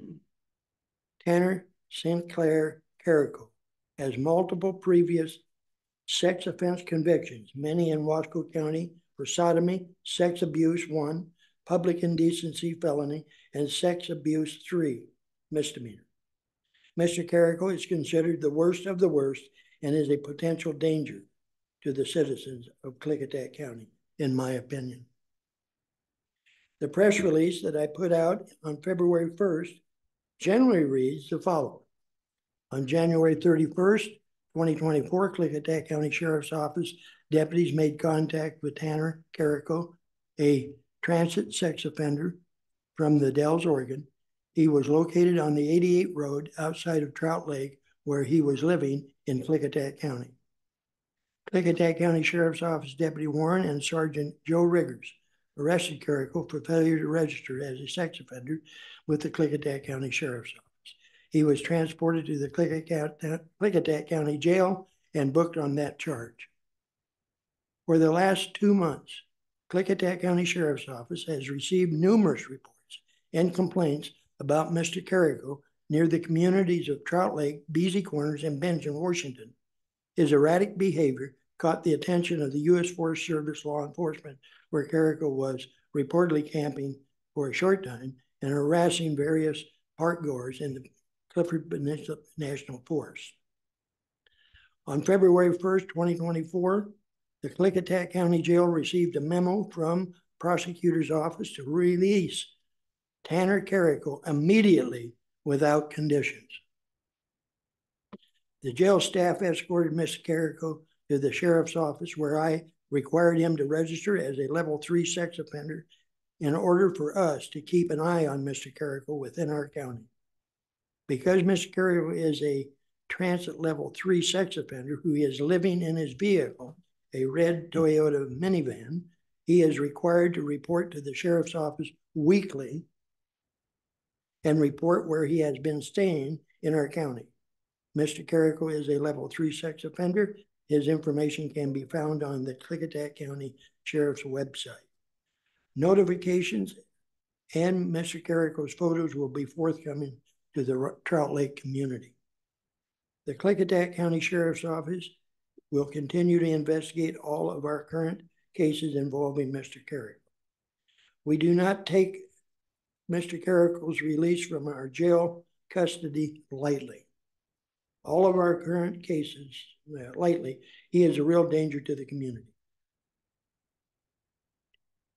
I might add, and that's pretty much the end of that. Anytime this prosecuting attorney's office releases somebody from our jail and he had probable cause, I don't know if he read it or not, but he had probable cause, but release somebody from our jail, that may end up hurting one of our citizens, seriously hurting one of our citizens, is unbelievable. And as sheriff, my job is to protect the citizens' safety of this community. And I will stand up to that prosecutor every time that happens. And I apologize to Mr. Quinnell if that upsets him. Bottom line is, my job is to protect the public, period. He, as a prosecutor, he has every right to either file, not file, dismiss. That's his lane of travel, and I understand that. I have a different lane of travel. Protect the citizens I serve. Thank you.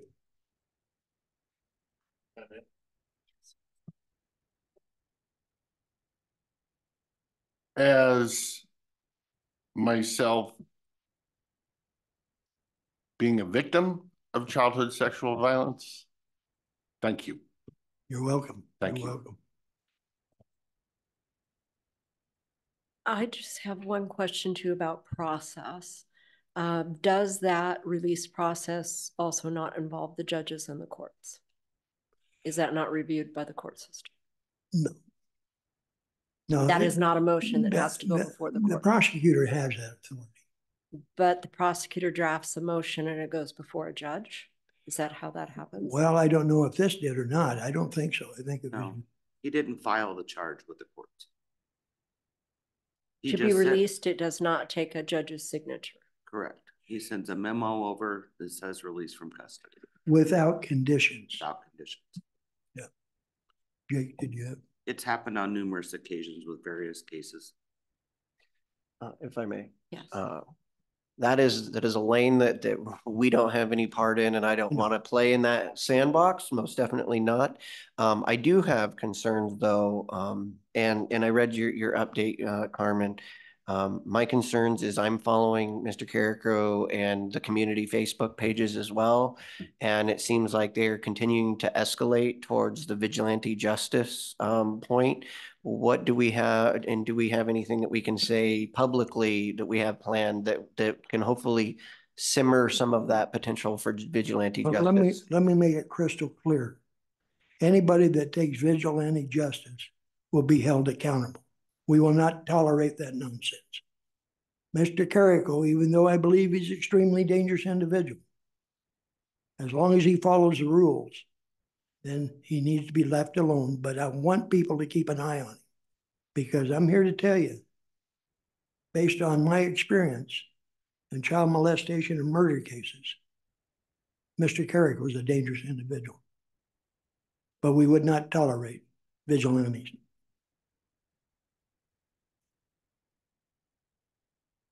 You want me to go now? Huh? You want me to start? You ready for me to start?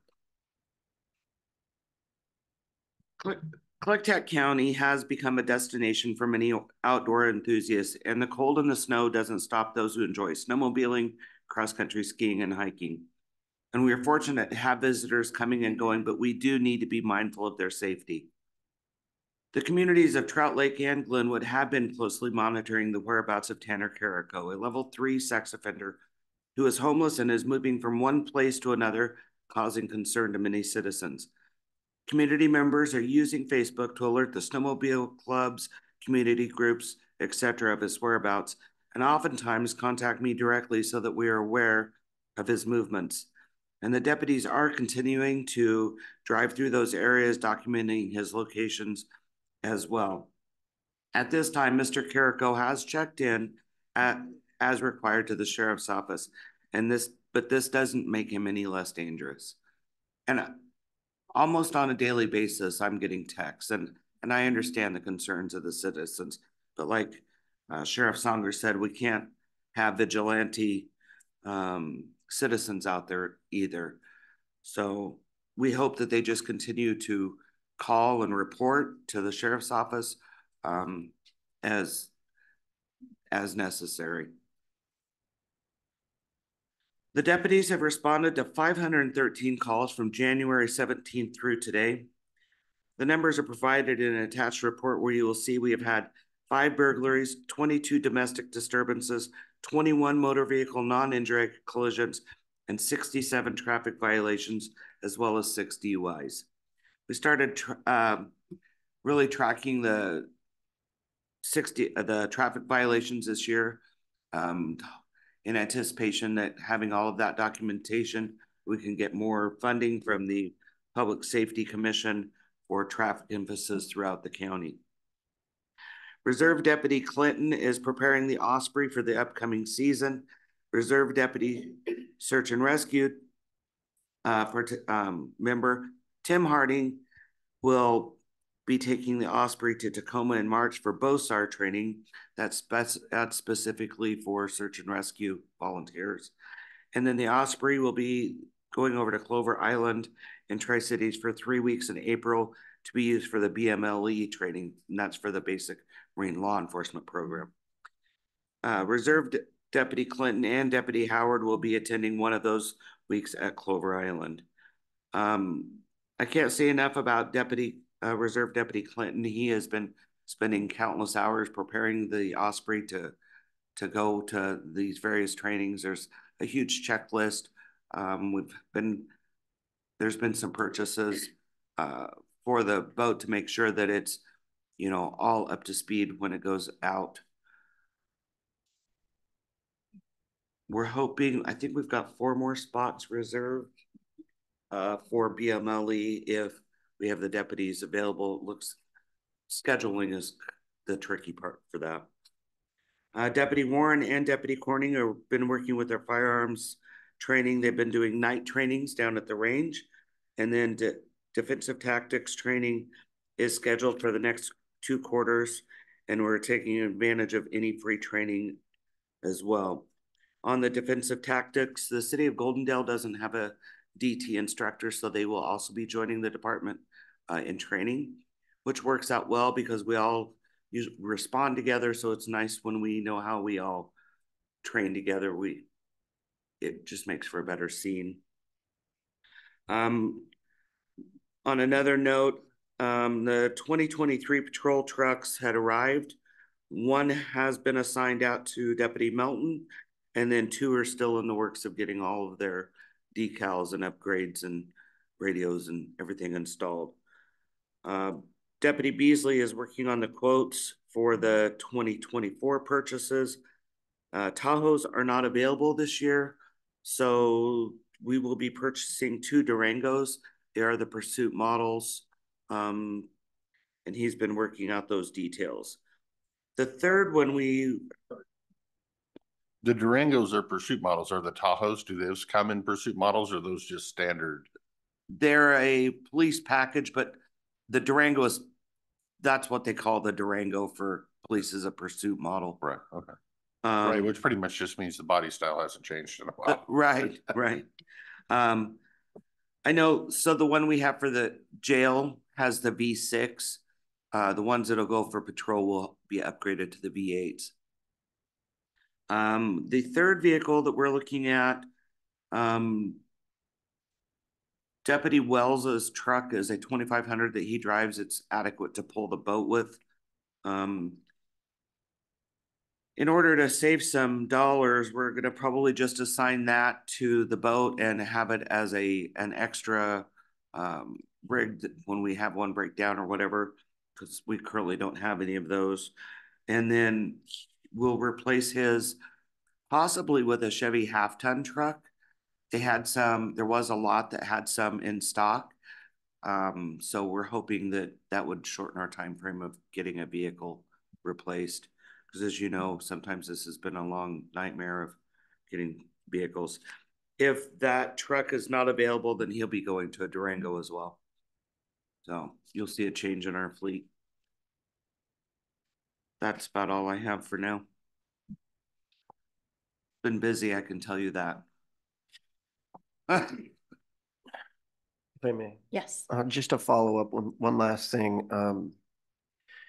Have we, in any of our press releases, have we asked the public to not confront this individual? I mean, is that something that we see people are going out there and now confronting him and following him when he's driving around? And there was an altercation yesterday, I understand. Is that something we might want to think about doing? Is just telling people stay away? Well, yeah, we're not encouraging people to go out there, but if they spot him doing something illegal, I want them to contact.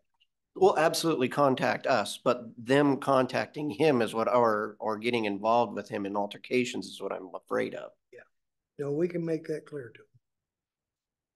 Thank you. That's all I have. Thank you. Good morning. We had a high-risk inmate had to be taken to the hospital last night. He got vertigo after he sneezed and was very dizzy. So I came in to help out with security, but he's been returned to the jail and is just fine. So I'm operating on a little bit of sleep and no coffee yet. So bear with me. Currently, the inmate status is there's 33 people in custody, including 4 people who are at Eastern State Hospital receiving mental health treatment. On employees, we have a corrections deputy who has put in notice that they are moving on to a new career field. Will no longer be with us, and that person will be gone in a little over a week from now.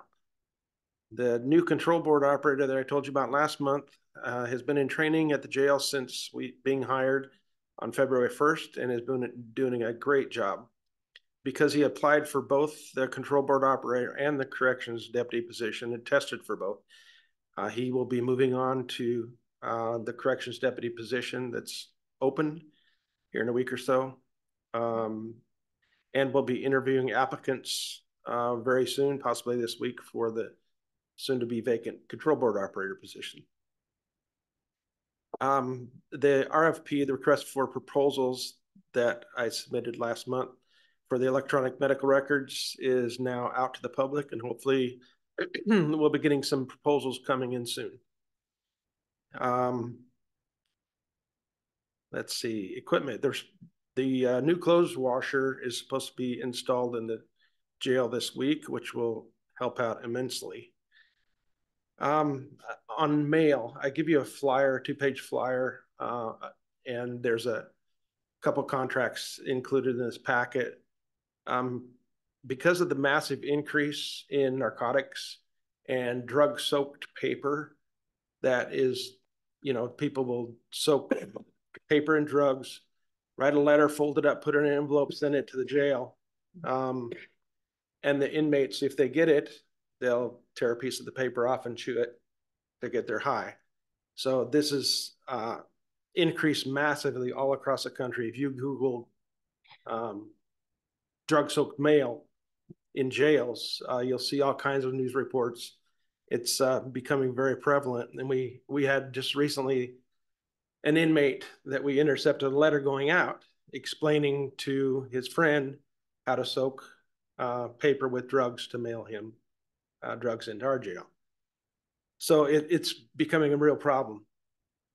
So I'm looking into eliminating, or at least cutting way down on the amount of mail coming into the jail by using a company called Liam Connect. Currently, when the mail comes in, jail staff opens the mail, photocopies it, and gives it to the inmate. If it comes in an envelope marked legal mail, we're not allowed to open it or look at it, and it goes straight to the inmate.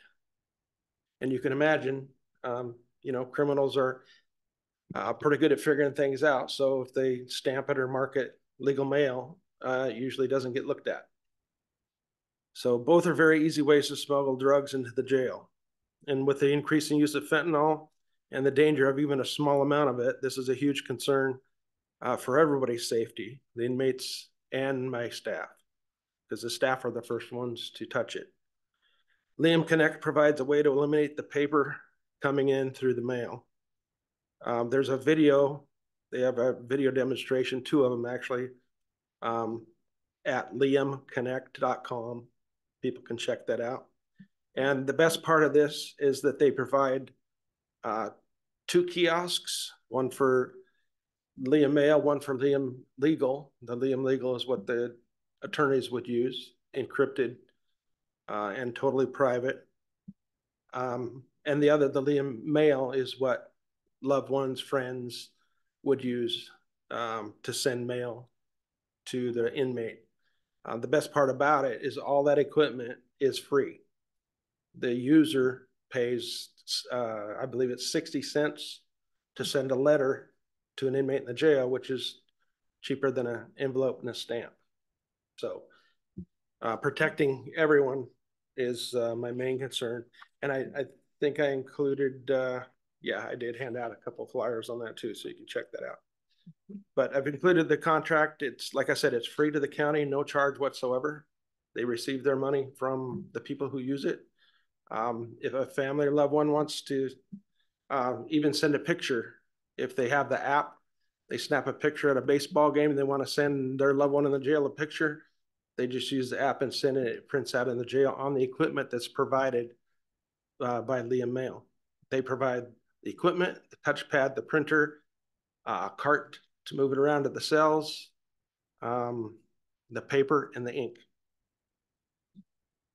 Hopefully that'll increase officer safety a bit. Absolutely. So the cost, are they paid by the family on the outside when they want to send something in? Yes. And how expensive is it? 60 cents for a 2-page letter. 60. Which is cheaper than mailing it. It's just, yeah. Right. And it notifies jail staff that there is a letter for whatever inmate, and then they either take the kiosk around to the cell blocks or bring the inmate to it and print it right there in front of them. If it's legal mail that comes in, they get notified that there's a legal documents for an inmate, and we don't see it. It comes on the, it comes on the touch screen pad, lets the jail staff know which inmate has legal mail. The inmate is brought to the kiosk, and an envelope is put inside of a door on a chute where the printing paper comes out and drops right into the envelope. The door shut, they hit accept, the inmate signs on the screen takes his picture, the corrections officer signs on the screen, and as soon as they click accept, a message is sent with that picture of the inmate and his signature to the defense attorney. The documents are printed inside that closed door into an envelope. Corrections officer opens the door, grabs the envelope, and hands it to the inmate. We don't see it, but it's not coming through the mail. And it's all encrypted. Yes. Side question, you are going to be interviewing for new corrections. Later in our discussion today is Civil Service Commission appointments, and I was just checking with either you guys or staff on whether we have got an application for Mr. Rod Smith or Mr. Pete Mercer yet on file. I talked to Mr. Mercer. He was honored that we asked, but he said, Bob, I'm too busy. Rod is excited about it. Yeah, I think he's going to come in today with the application, but he's real excited about doing that. So we think he's bringing the application, but we don't have it on file yet. Okay, that helps me for later. Thank you. You bet. So you guys get to see all the mail that comes, not on the legal side, but you get to review it all, and it's open, and so you guys and the prosecutor both can review everything that comes in or goes out, because it has a way to go out as well, or is it just incoming? It's just incoming. Okay. Going out, we provide the paper. Okay. The old-fashioned way. Yeah. What's that, sir? The old-fashioned way. Yes. So I guess the only thing, and that's reviewed as well. Right. And the fact that it's free to us, I'm trying to understand how it can be so for 60 cents a page, how they're making money. So do they have federal grants or something that's paying for a lot of it, or? So The phone system we got was the same way. CTEL provided all of the equipment, all the kiosks, all the phones for free to us as well. They have so many contracts with jails that they make money. That they're making. Yep. And then my other question would be is so we have, as Commissioner Christopher notes, a lot of people who are elderly and on the east end of the county who don't have access to the internet or anything. I just want to make sure that the old way of sending letters is still going to be available, and we're not going to shut it off because some people wouldn't be able to communicate with their loved ones. No, absolutely not. And defense attorneys can still hand deliver documents to the jail as well. But this will eliminate a lot of that because, you know, most people are mobile, they're on their phone. Right. They use a computer and they can do it that way, and it's cheaper. But no, it would be available if grandma in White Salmon wants to send a letter.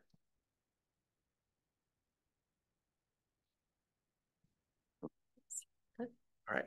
I've got more questions though. Okay. On your, I don't think you talked about, but the RFP that's out. I had, when I was at the Legislative Steering Committee, I had a really good update by the Healthcare Authority.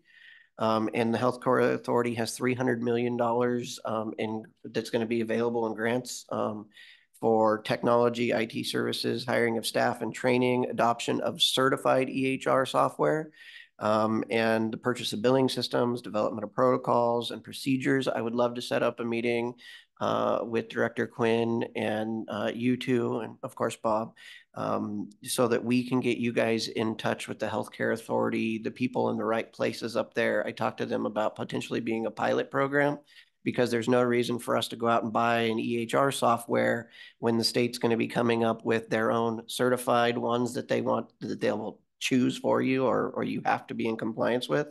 And they were really excited, considering that we're kind of behind. You know, a lot of places already have EHR software already in place, but the fact that we don't sets us in a really good position to be a pilot project for them, where they'll pay for everything to test out their new system and how they want everything to run. So I'm sorry I haven't been in touch yet. It's been on my to-do list, but I really excited about trying to get on your guys' schedule in the next week or so. Okay, thank you. And then my last question. How many corrections deputies still need to go to the academy? Where are we at with that? We've got one going in October, and there will be two others that still need to go. Is that including the person who's just now moving over? No. So then we'll have another one, right? And how far are you guys hearing right now that you're out for getting someone into the academy? It'll be probably the middle of 2025 before we get any new people. So they come up with funding and start more academies. Which is one of the things we're talking about. We're trying to get funding. We want to have 6 additional classes, and I think the legislature might give us 3 or 2, but hopefully we can get some of our guys and gals in sooner if we can. So excellent. Yeah, the law says that they need to go within 6 months of being hired, but a lot of them are year and a half just because they don't have enough academies. So hopefully they get it going. And the academy is longer than it used to be, correct? Yeah, it's 10 weeks now. Yeah. Yeah. Okay, that was my last question. Thank you. Hello. So Jennifer and I finally connected.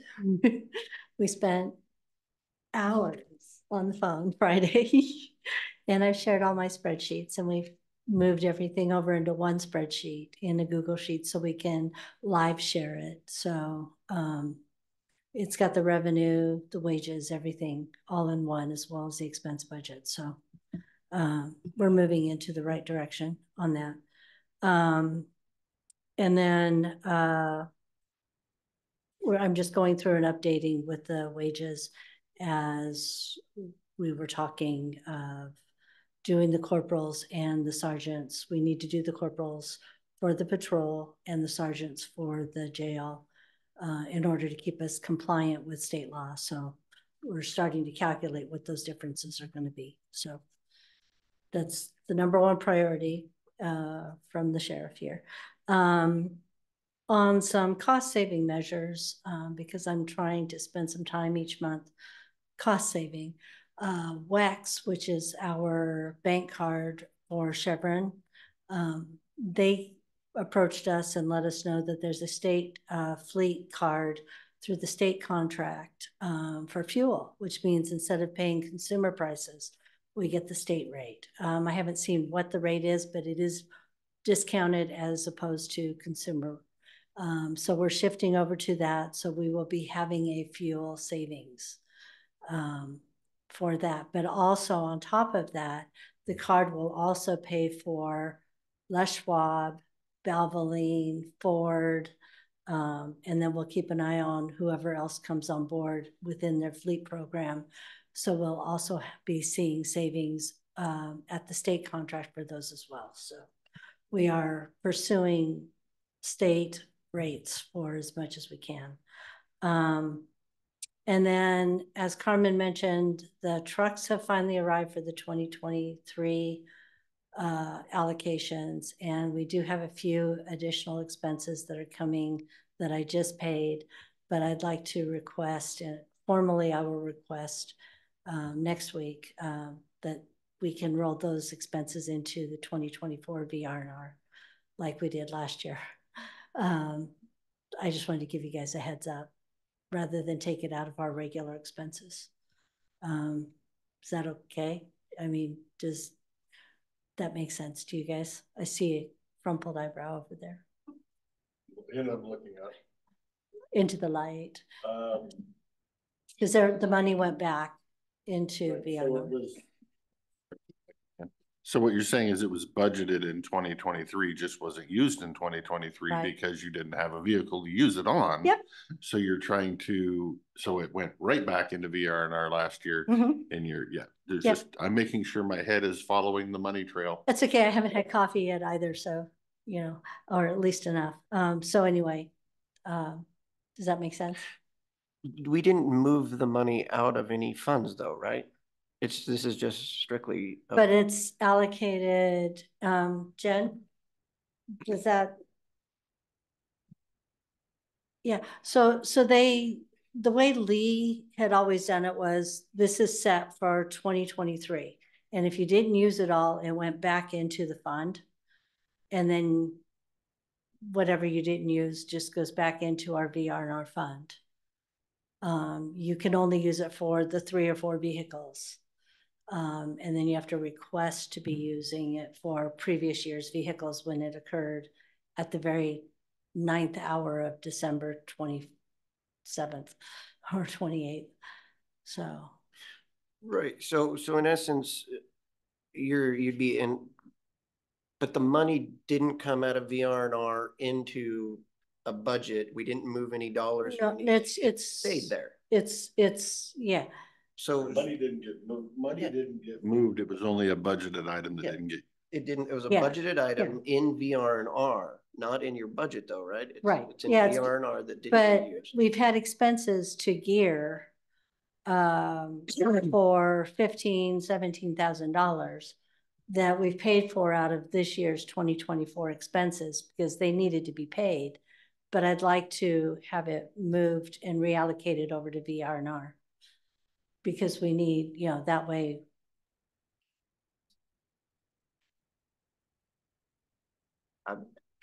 I hope you can work this one out with Jen, because I'm getting a little confused here. Yeah, I got lost. Okay. Between gear and between. Okay, gear provided a bunch of supplies for the trucks. And they needed to be paid quickly. And the bills came in 2024. Which means that they're not approved for 2024 VRNR. They're for 2023 VRNR when you look at the VIN numbers. And so we can't use 2023 vehicles in 2024 VRNR. I think anything related to the rollover of vehicles in that budget area, whether Gear does it or whoever that's related to those vehicles.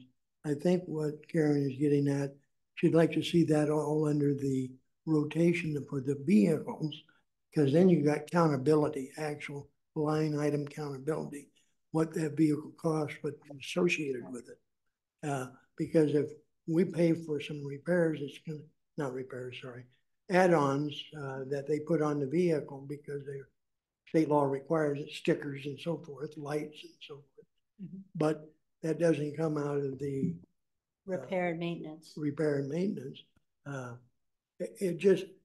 It's a way of tracking the money much quicker. Yeah. But obviously the end result is going to be up to the board decision. I can write it out so that you can see what I'm talking about. That would be great. If you and Jen can get together and put it on paper how it works, because my thought is when we buy the vehicle and we add on to it, all of that comes out of VR&R. Right. And so.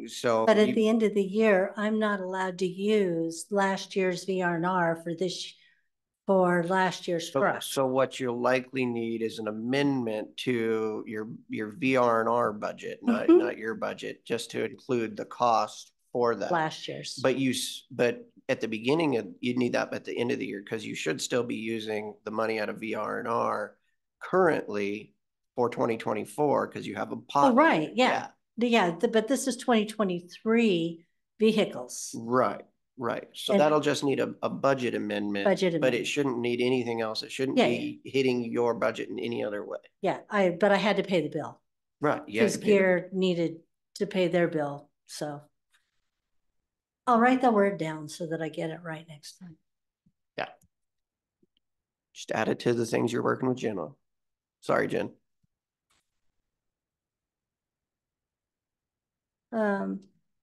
So civil division, we've been handling a lot of paper service and records requests. McKenna is handling a number of items that are coordinated with the prosecutor's office. And then our CPL hard card printer and our ID card printer has now died. So I will be working with IT to requisition the next one so we can continue printing those hard cards. That way, when the next person drops it in the lake or the river, they can retrieve it, and we don't have to keep printing paper ones. Sex offenders, yes, Mr. Carrico has been, as of last Thursday, he was getting looks and everything, but I had not heard, he had not reported any actual infringement on his civil liberties. Yeah, I was trying to find a nice way of putting that. And so any information that you have, if you could please forward it to Carmen, that would be great. I was trying to find the Facebook post. Yeah. Range timber program, we are still in the off season. Body worn cameras are functioning perfectly. The jail is now up and running, in fact. K9 Profi, if you noticed on Instagram and I believe on the Facebook page, he received his Valentine's box, and that dog is just very spoiled. We'll just say that. His fan sends him a box every holiday, and he knows it is his box, and he receives all kinds of great goodies, and he looks forward to it every time he can get one. Marine program, we have hit the restart on our Marine program, so we are back to needing 133 boat hours and 92 inspections.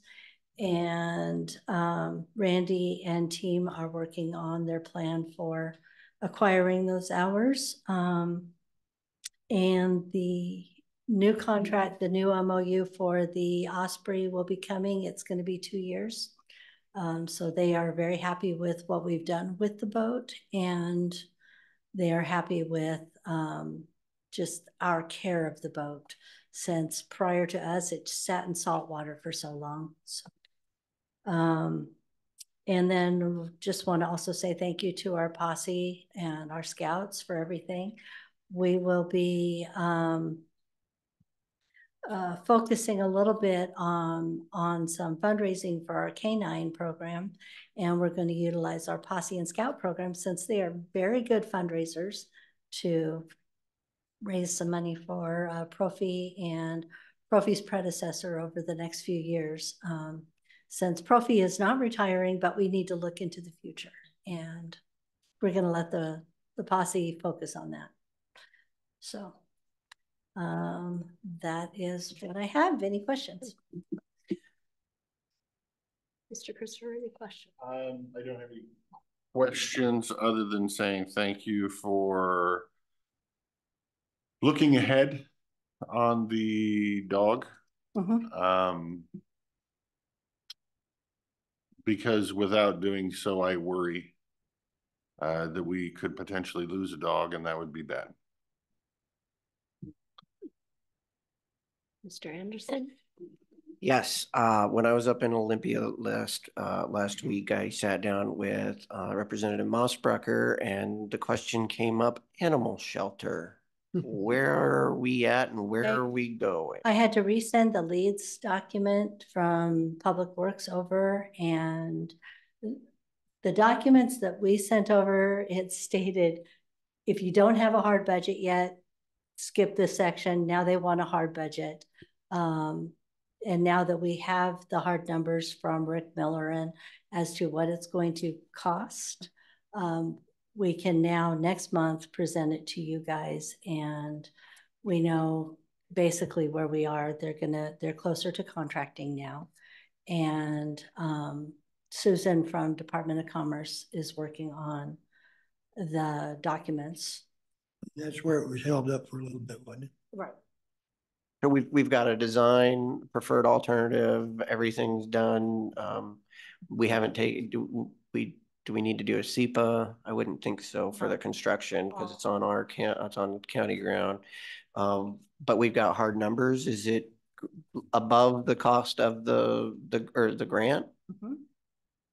So we need to go back and look at the design and see where we can cut, and see where we can possibly look at shrinking down the size, and then plan for expansion when the 501c3 raises more money. They can do some add-on, but we can have a minimum of, instead of having 16 to 20 kennels, we can have 5 or 6, and then the foundation can have responsibility for building more. When does the dollars, when did the dollars need to be spent by? We've got 1 more year is what I was told. Okay. So yeah, we're still in our window. Okay. And so we're just now needing to modify the outline of the building and cut back on some of the amenities. What we need and what we want, and bring that dollar amount into alignment. Money just doesn't go as far as it used to, does it? No, it doesn't. And by the time you get done with your plan, the cost have doubled probably again. Yeah. Are we, before this board votes to approve, are we going to see a management plan? Yes. I'm assuming the public's going to want to know whether this is a kill shelter or non-kill shelter and things like that. So I think that would all be a part of a decision-making process. No. Just shooting from the hip here. I don't plan on it being a kill shelter. No. If we have to have a dog put down, then we'll go to a veterinarian or something like that. One other thing before I forget, when you get old, if you don't shoot out, you mentioned the health department has some grant money related to mental health and various things like that. The healthcare authority, yeah, the state healthcare authority. I sent you an email already. Yeah, out of the 100 I get, I'll see if I can find it. Is that money, or can that money be used to put on a full-time nurse in the jail? It has what it can be allowed for, and so that's where I'm hoping to go with a conversation with you guys, so that we have a plan kind of together, and then we can approach the healthcare authority and Tyrone up there, and so that we can hopefully save taxpayer dollars here in Klickitat County. Well, and it lessened the liability in the jail. We had a RN on board. Yeah, exactly. And back to the animal shelter.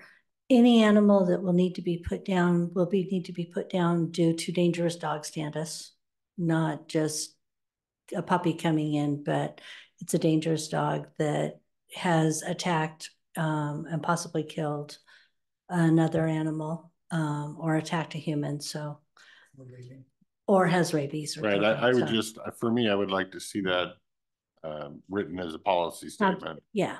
Because the public's going to ask, and I can't say, well, we kind of think we kind of want to go, you know. No. And the board of directors that we've put together, that's going to be part of their task. So, which includes Carl, the veterinarian. Look forward to the presentation. It's been a long time coming. Yes, we don't want to lose that opportunity. Thank you. Is that it for today? I have nothing further. Nope, I have nothing further. Thank you, guys. Thank you so Appreciate much. it. Good to see you all. Yeah, thank you. Thank you. Have a great day. You as well. And with that, lunch? Yes. I am fine with that. We have an afternoon, so we can talk about anything else this afternoon. Yeah, I don't have anything to do with lunch, but signed documents, so. I'm working on it. Madam Chair, I would make a motion to recess for the lunch hour. Now, noting we will be back at 1 o'clock for bid openings. Will second motion. Motion and second. Any discussion? All those in favor? Aye. All those opposed? Lunch passes. Thank you.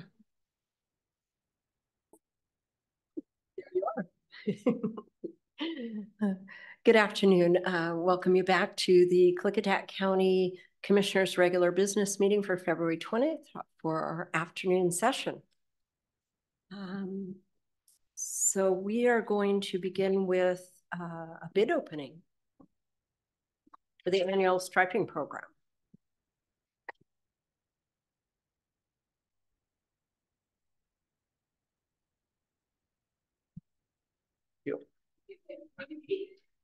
Thank you.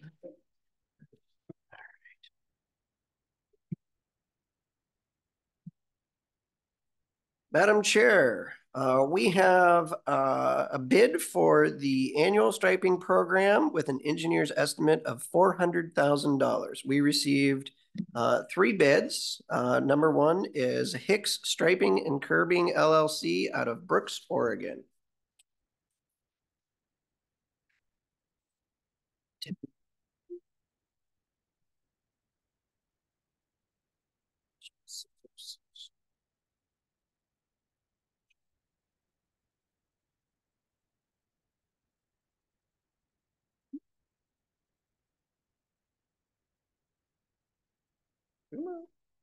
Sheet 6 of 6.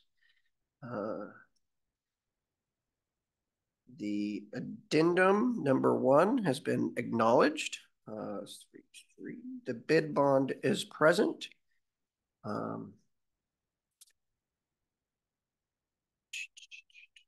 Read the total bids for alternate A1 and A2 from sheet 1 and 2 of 6.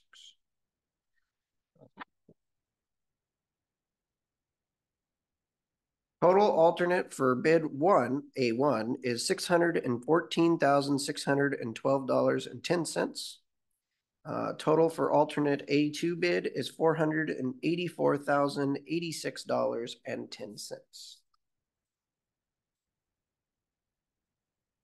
Thank you.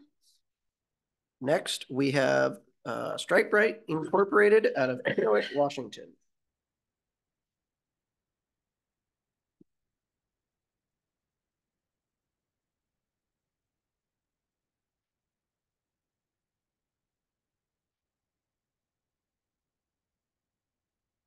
Just to add a little clarification in that last bid between A1 and A2. A1 was solvent-based paint for the line, and A2 was waterborne paint for the line. We're trying to see which one might be a better option. I was confused why there's a A and a B, and so The addendum is available.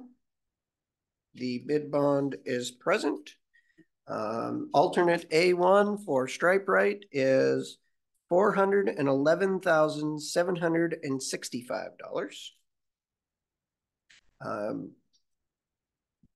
A2 is $327,369. Go. And the last one we have is Specialized Pavement Markings LLC out of Walton, Oregon.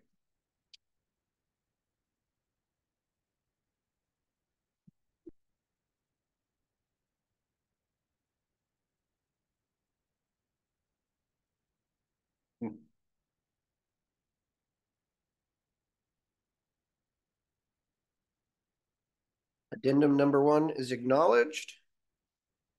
The bid bond is present.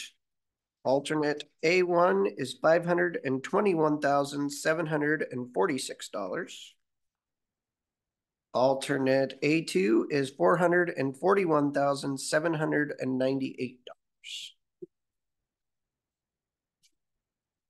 Thanks. No question, man? Yes. We're obviously doing a test run with the bidding between the paint products. Is there a longevity? One lasts longer than the other. Solvent base lasts way longer than waterborne paint does. Most people use waterborne now because it is cheaper, but it doesn't last very long. Do we have a guesstimated number of years to redo? I'd say like on some of our lower ADT roads that have solvent base, you could probably almost go like 5, 6, 8 years, depending on the amount of traffic.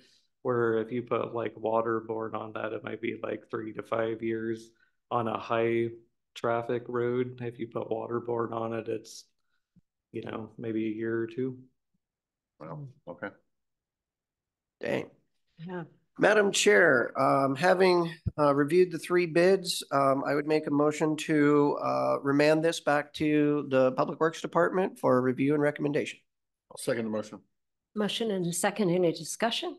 Other than I want to thank the companies for providing the bid, and I'm thankful that most of them were not super outside the realm of the estimate. All those in favor? Aye. Aye. Aye. Those opposed? So motion carries. Thank you. Thanks, sir. So we are going to continue the public hearing for the Title 12 transportation standards and letting the public know the hearing is to take testimony for or against the proposed revisions for Title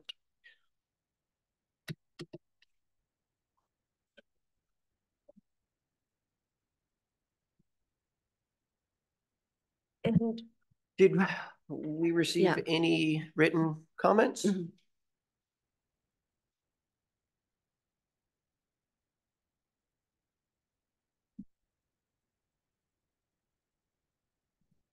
No clarifications sound. Unless the board has. No, I wanted time to be able to look at the document that we were handed last week to make sure that, not that I don't trust staff in what they said, but if I'm going to sign something, I have to read what I'm signing. So the time was for me to read that book and go over the changes that were made to make sure I didn't have any issues with them, and I do not. Mr. Anderson. I had the chance to review it, and thank you for the clarifications, making those clarifying comments they had no substantive changes. So thank you very much, staff. So no further discussion. I would entertain a motion. Madam Chair, having before us the Title 12 transportation standards, I would make a motion to approve. And I will happily second. Motion and a second. Any discussion? No, other than, once again, thank everybody for their hard work. All those in favor? Aye. Aye. All those opposed? Motion carries. Hey, look at that. One thing Can off we our clap plate. on that Thank one? you. Thank you. Big input for everyone. It absolutely was. I appreciate all the effort and the studying by the board too. Thank you. Thank you. Now we Thank you for your patience from the studying of the board. And now it officially takes effect. You'll see in the ordinance that you'll sign later, March 1st. Okay. Okay, takes effect March 1st. That's not long. No. Yeah, thank you very much. You. Don't be a stranger.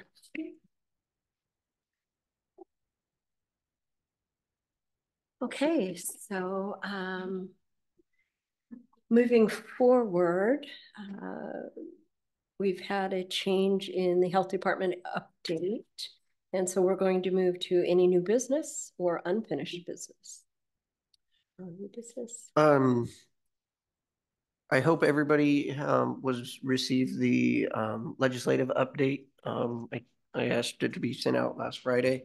I hope staff was gone, and so it probably got to you on Monday or so. Wanted to check in and make sure nobody had any questions on any of those bills, or if there's anything that we see going through that we'd like to comment on. I was not able to comment on the Frontier County's bill because it was at the same time I was in the middle of a very important discussion for the Wassac Ledge Committee. So I was unable to testify, but that's okay because it's still moving. Okay. I would bring to the attention though that at Wassac Ledge Steering Committee, practically the entire morning, that wasn't the bill updates was all on the issue of the tax shift that occurs with renewable energy projects. We had a big white paper overview. I will get that white paper, the whole email to you. Okay. But it was a very good discussion and a very enlightening discussion for the larger counties that don't understand why are we even talking about this. After the end of it, the larger counties understand the issue now, and that we're going to work on setting that as a priority. Actually, we voted on it to set it as a priority for the next legislative session.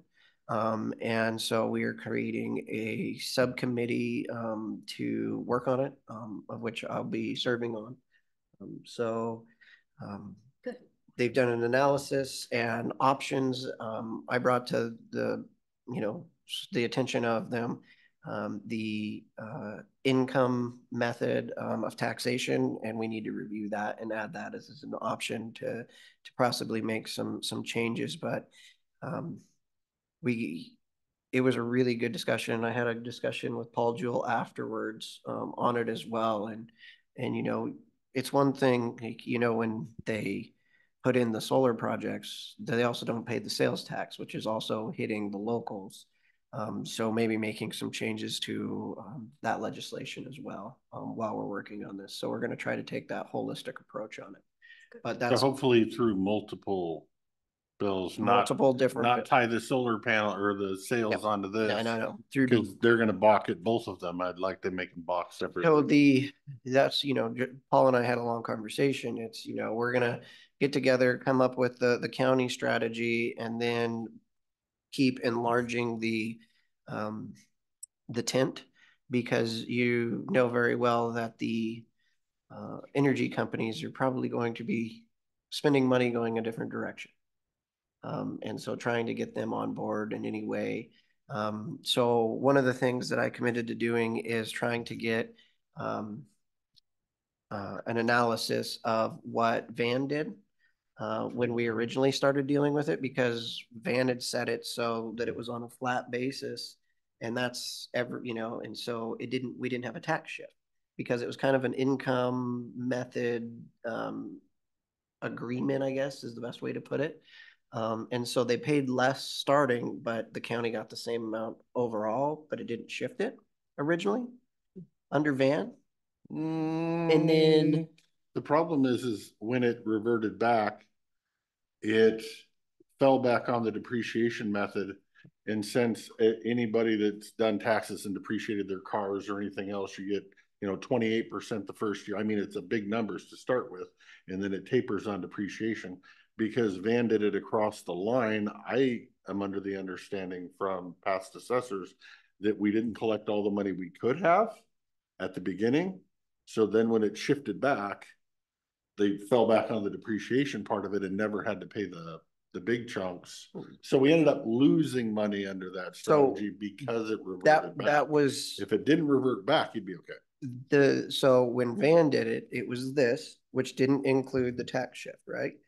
When the next assessor came on board and took it to the cost method, under the pretense that we'll get a bunch more money the first year because there were new projects coming on board. So we got a bunch more money the next year. So some of the companies, it dropped way down. Others, it started up higher. But in the end, it's costing us all because of the tax shift method. And so that's why if we would have followed Van's thing the entire time, it would have worked out fine. Clarification though. It is only costing if a county chooses to take the 1% plus new construction bump. If the county does not take the 1% plus new construction bump on the year, the tax project goes into effect. There will never be a tax shift on that project.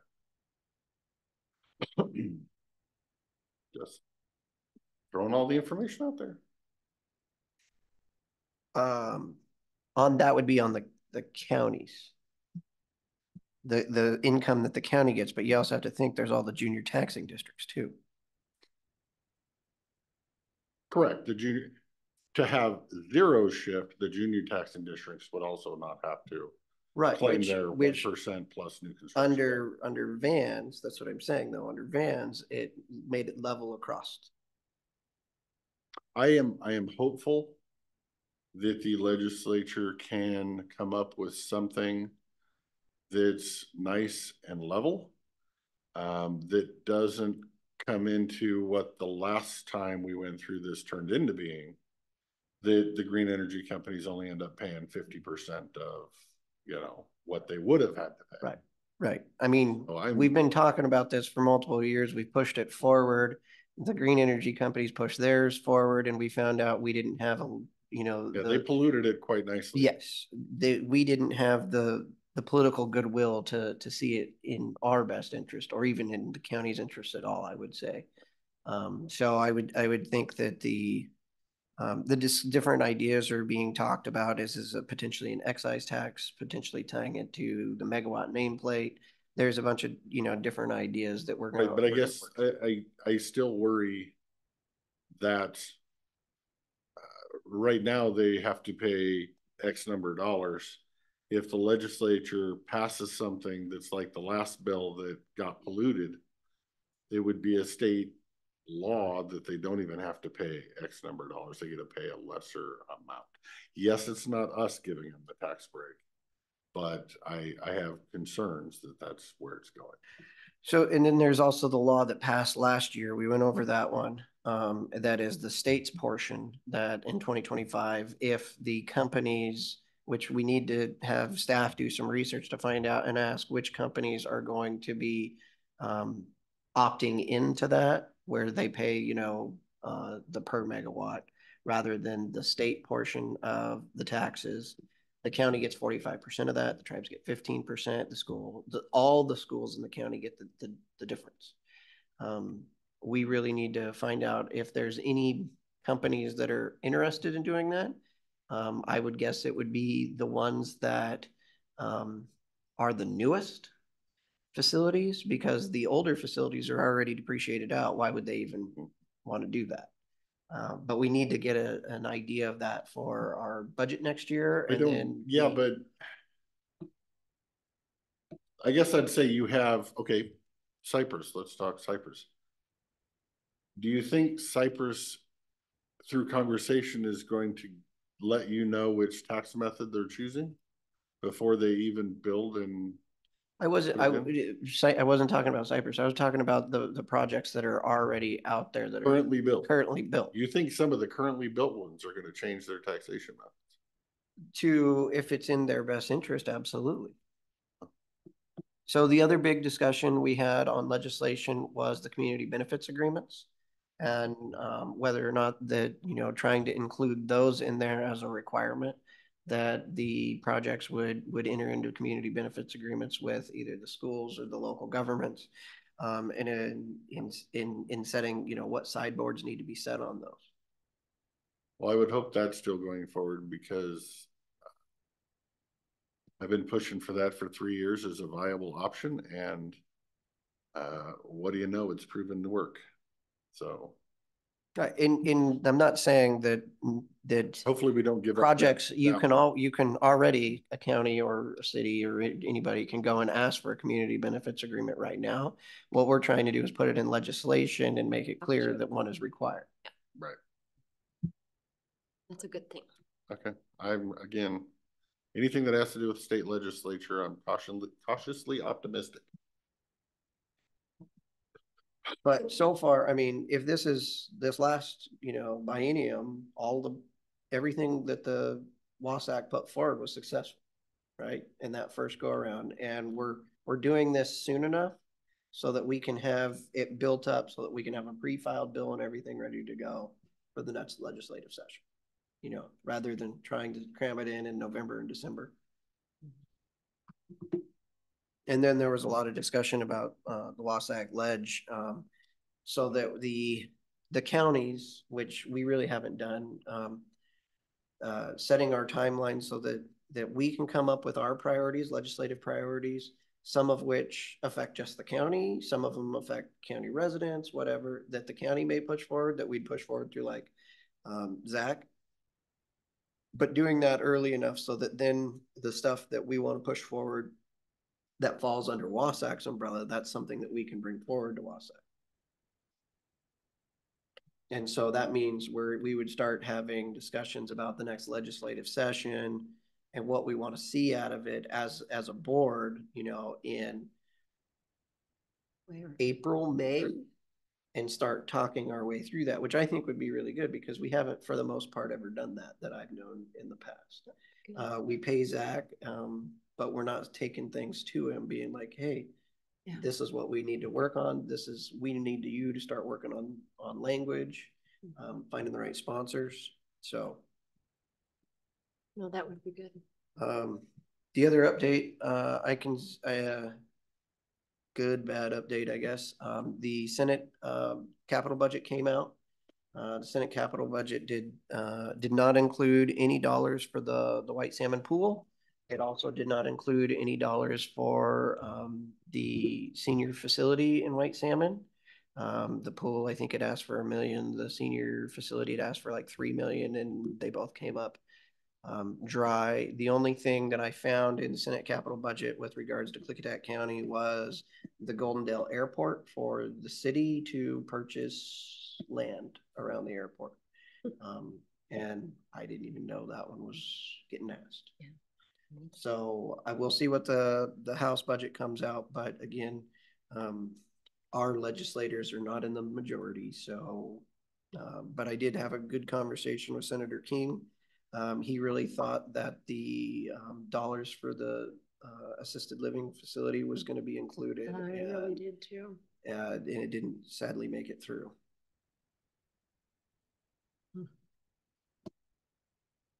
Kind of a no-brainer. Yeah. But, too bad. That's any questions on WASAC updates?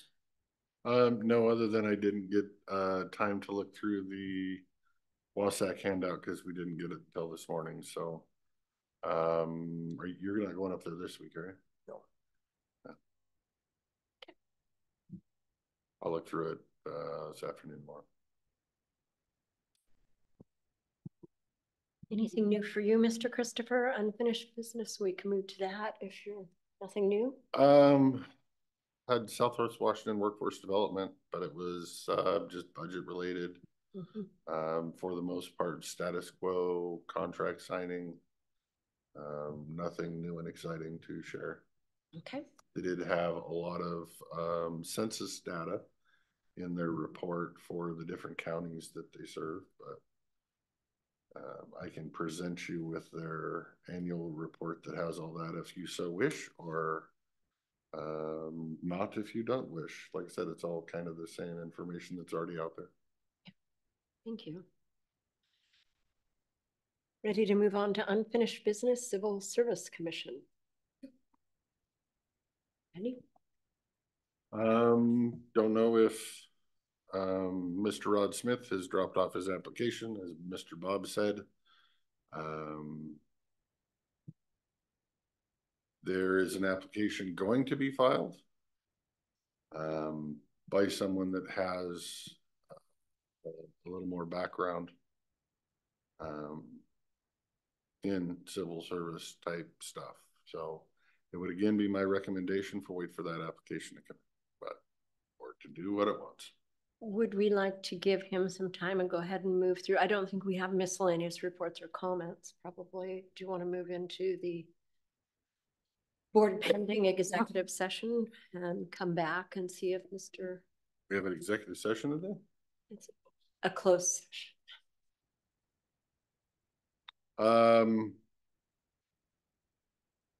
Would you like to give him? Would I like to give him? I would like to give him as much time to fill out an application as possible. If this board is trying to move on filling the appointment today, move. If you're willing to wait for the law enforcement representative's application and wait another week, I would recommend we do that. Hold over Civil Service Commission for one more week. Totally fine with that. We're good. Okay.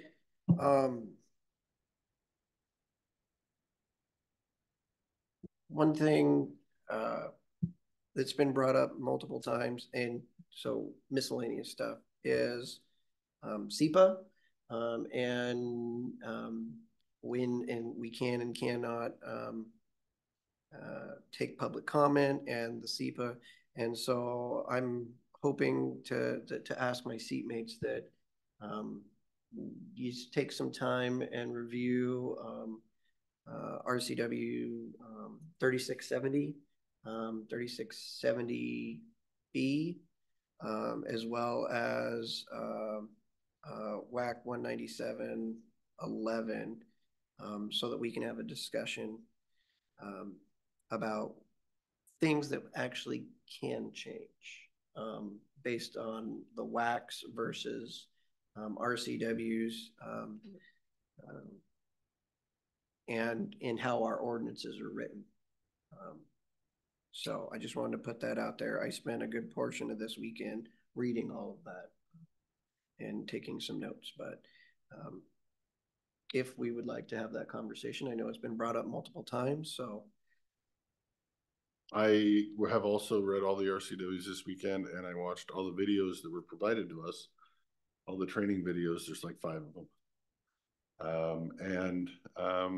Yeah, took some notes with the exact minute that they encouraged public comment before a decision is made. And I have all those that I can point out and show you the video of if you would like. Do we want to take this to a longer conversation at workshop, or what are you looking Well, for? that's what I was going to say. I mean, if we make any changes in our code, we're going to have to start doing it through a workshop. So. Well, I don't know that I'm not, just for clarification, just so we're clear on what I'm asking for. I'm not asking for any changes to our code. I'm not asking for any violations of the law. I'm asking for a policy decision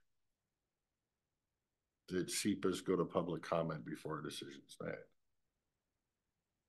Which, again, when we have the workshop, I will show all the videos at the exact minute the person giving the workshop says that you can do that, and or that they highly advise you do that. It wouldn't take a code change because we do it now on some of them. So this would just be we do it on all of them. Doesn't take code change. Well, I'm looking at this more holistically.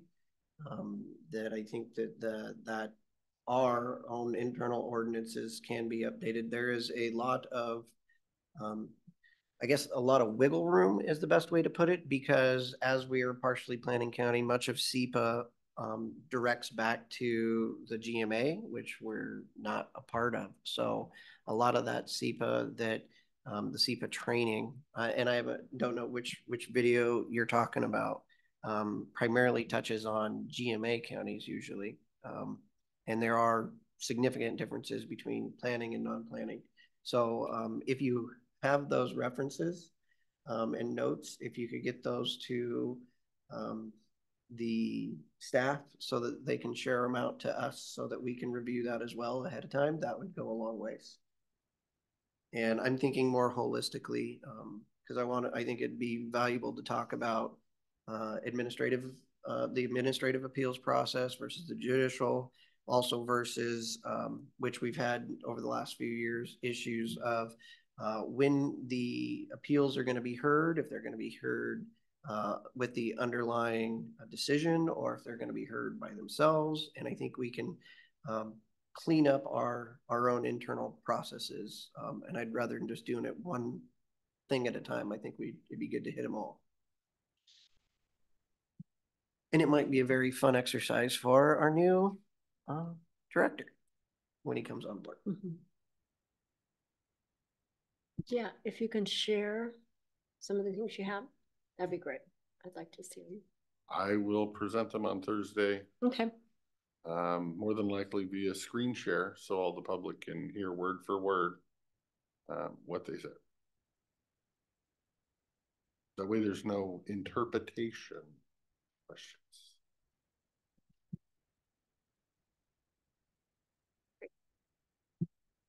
Anything else? No, other than I am open to looking at the code and seeing what changes are offered. Because I think that can be a very telling process for the public. So I'd be curious to see what happens here. Okay. So that will be Thursday then. We'll work on some of that. Mr. Van Cleve.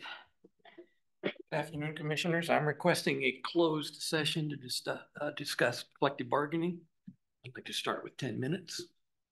Okay, thank you. That means you guys. Yeah. Thank you. Thank you. Yes, and we're coming back. Are we coming back after? Do you have anything else? I have nothing else after this. Dan, do you have anything? I don't have anything. Okay.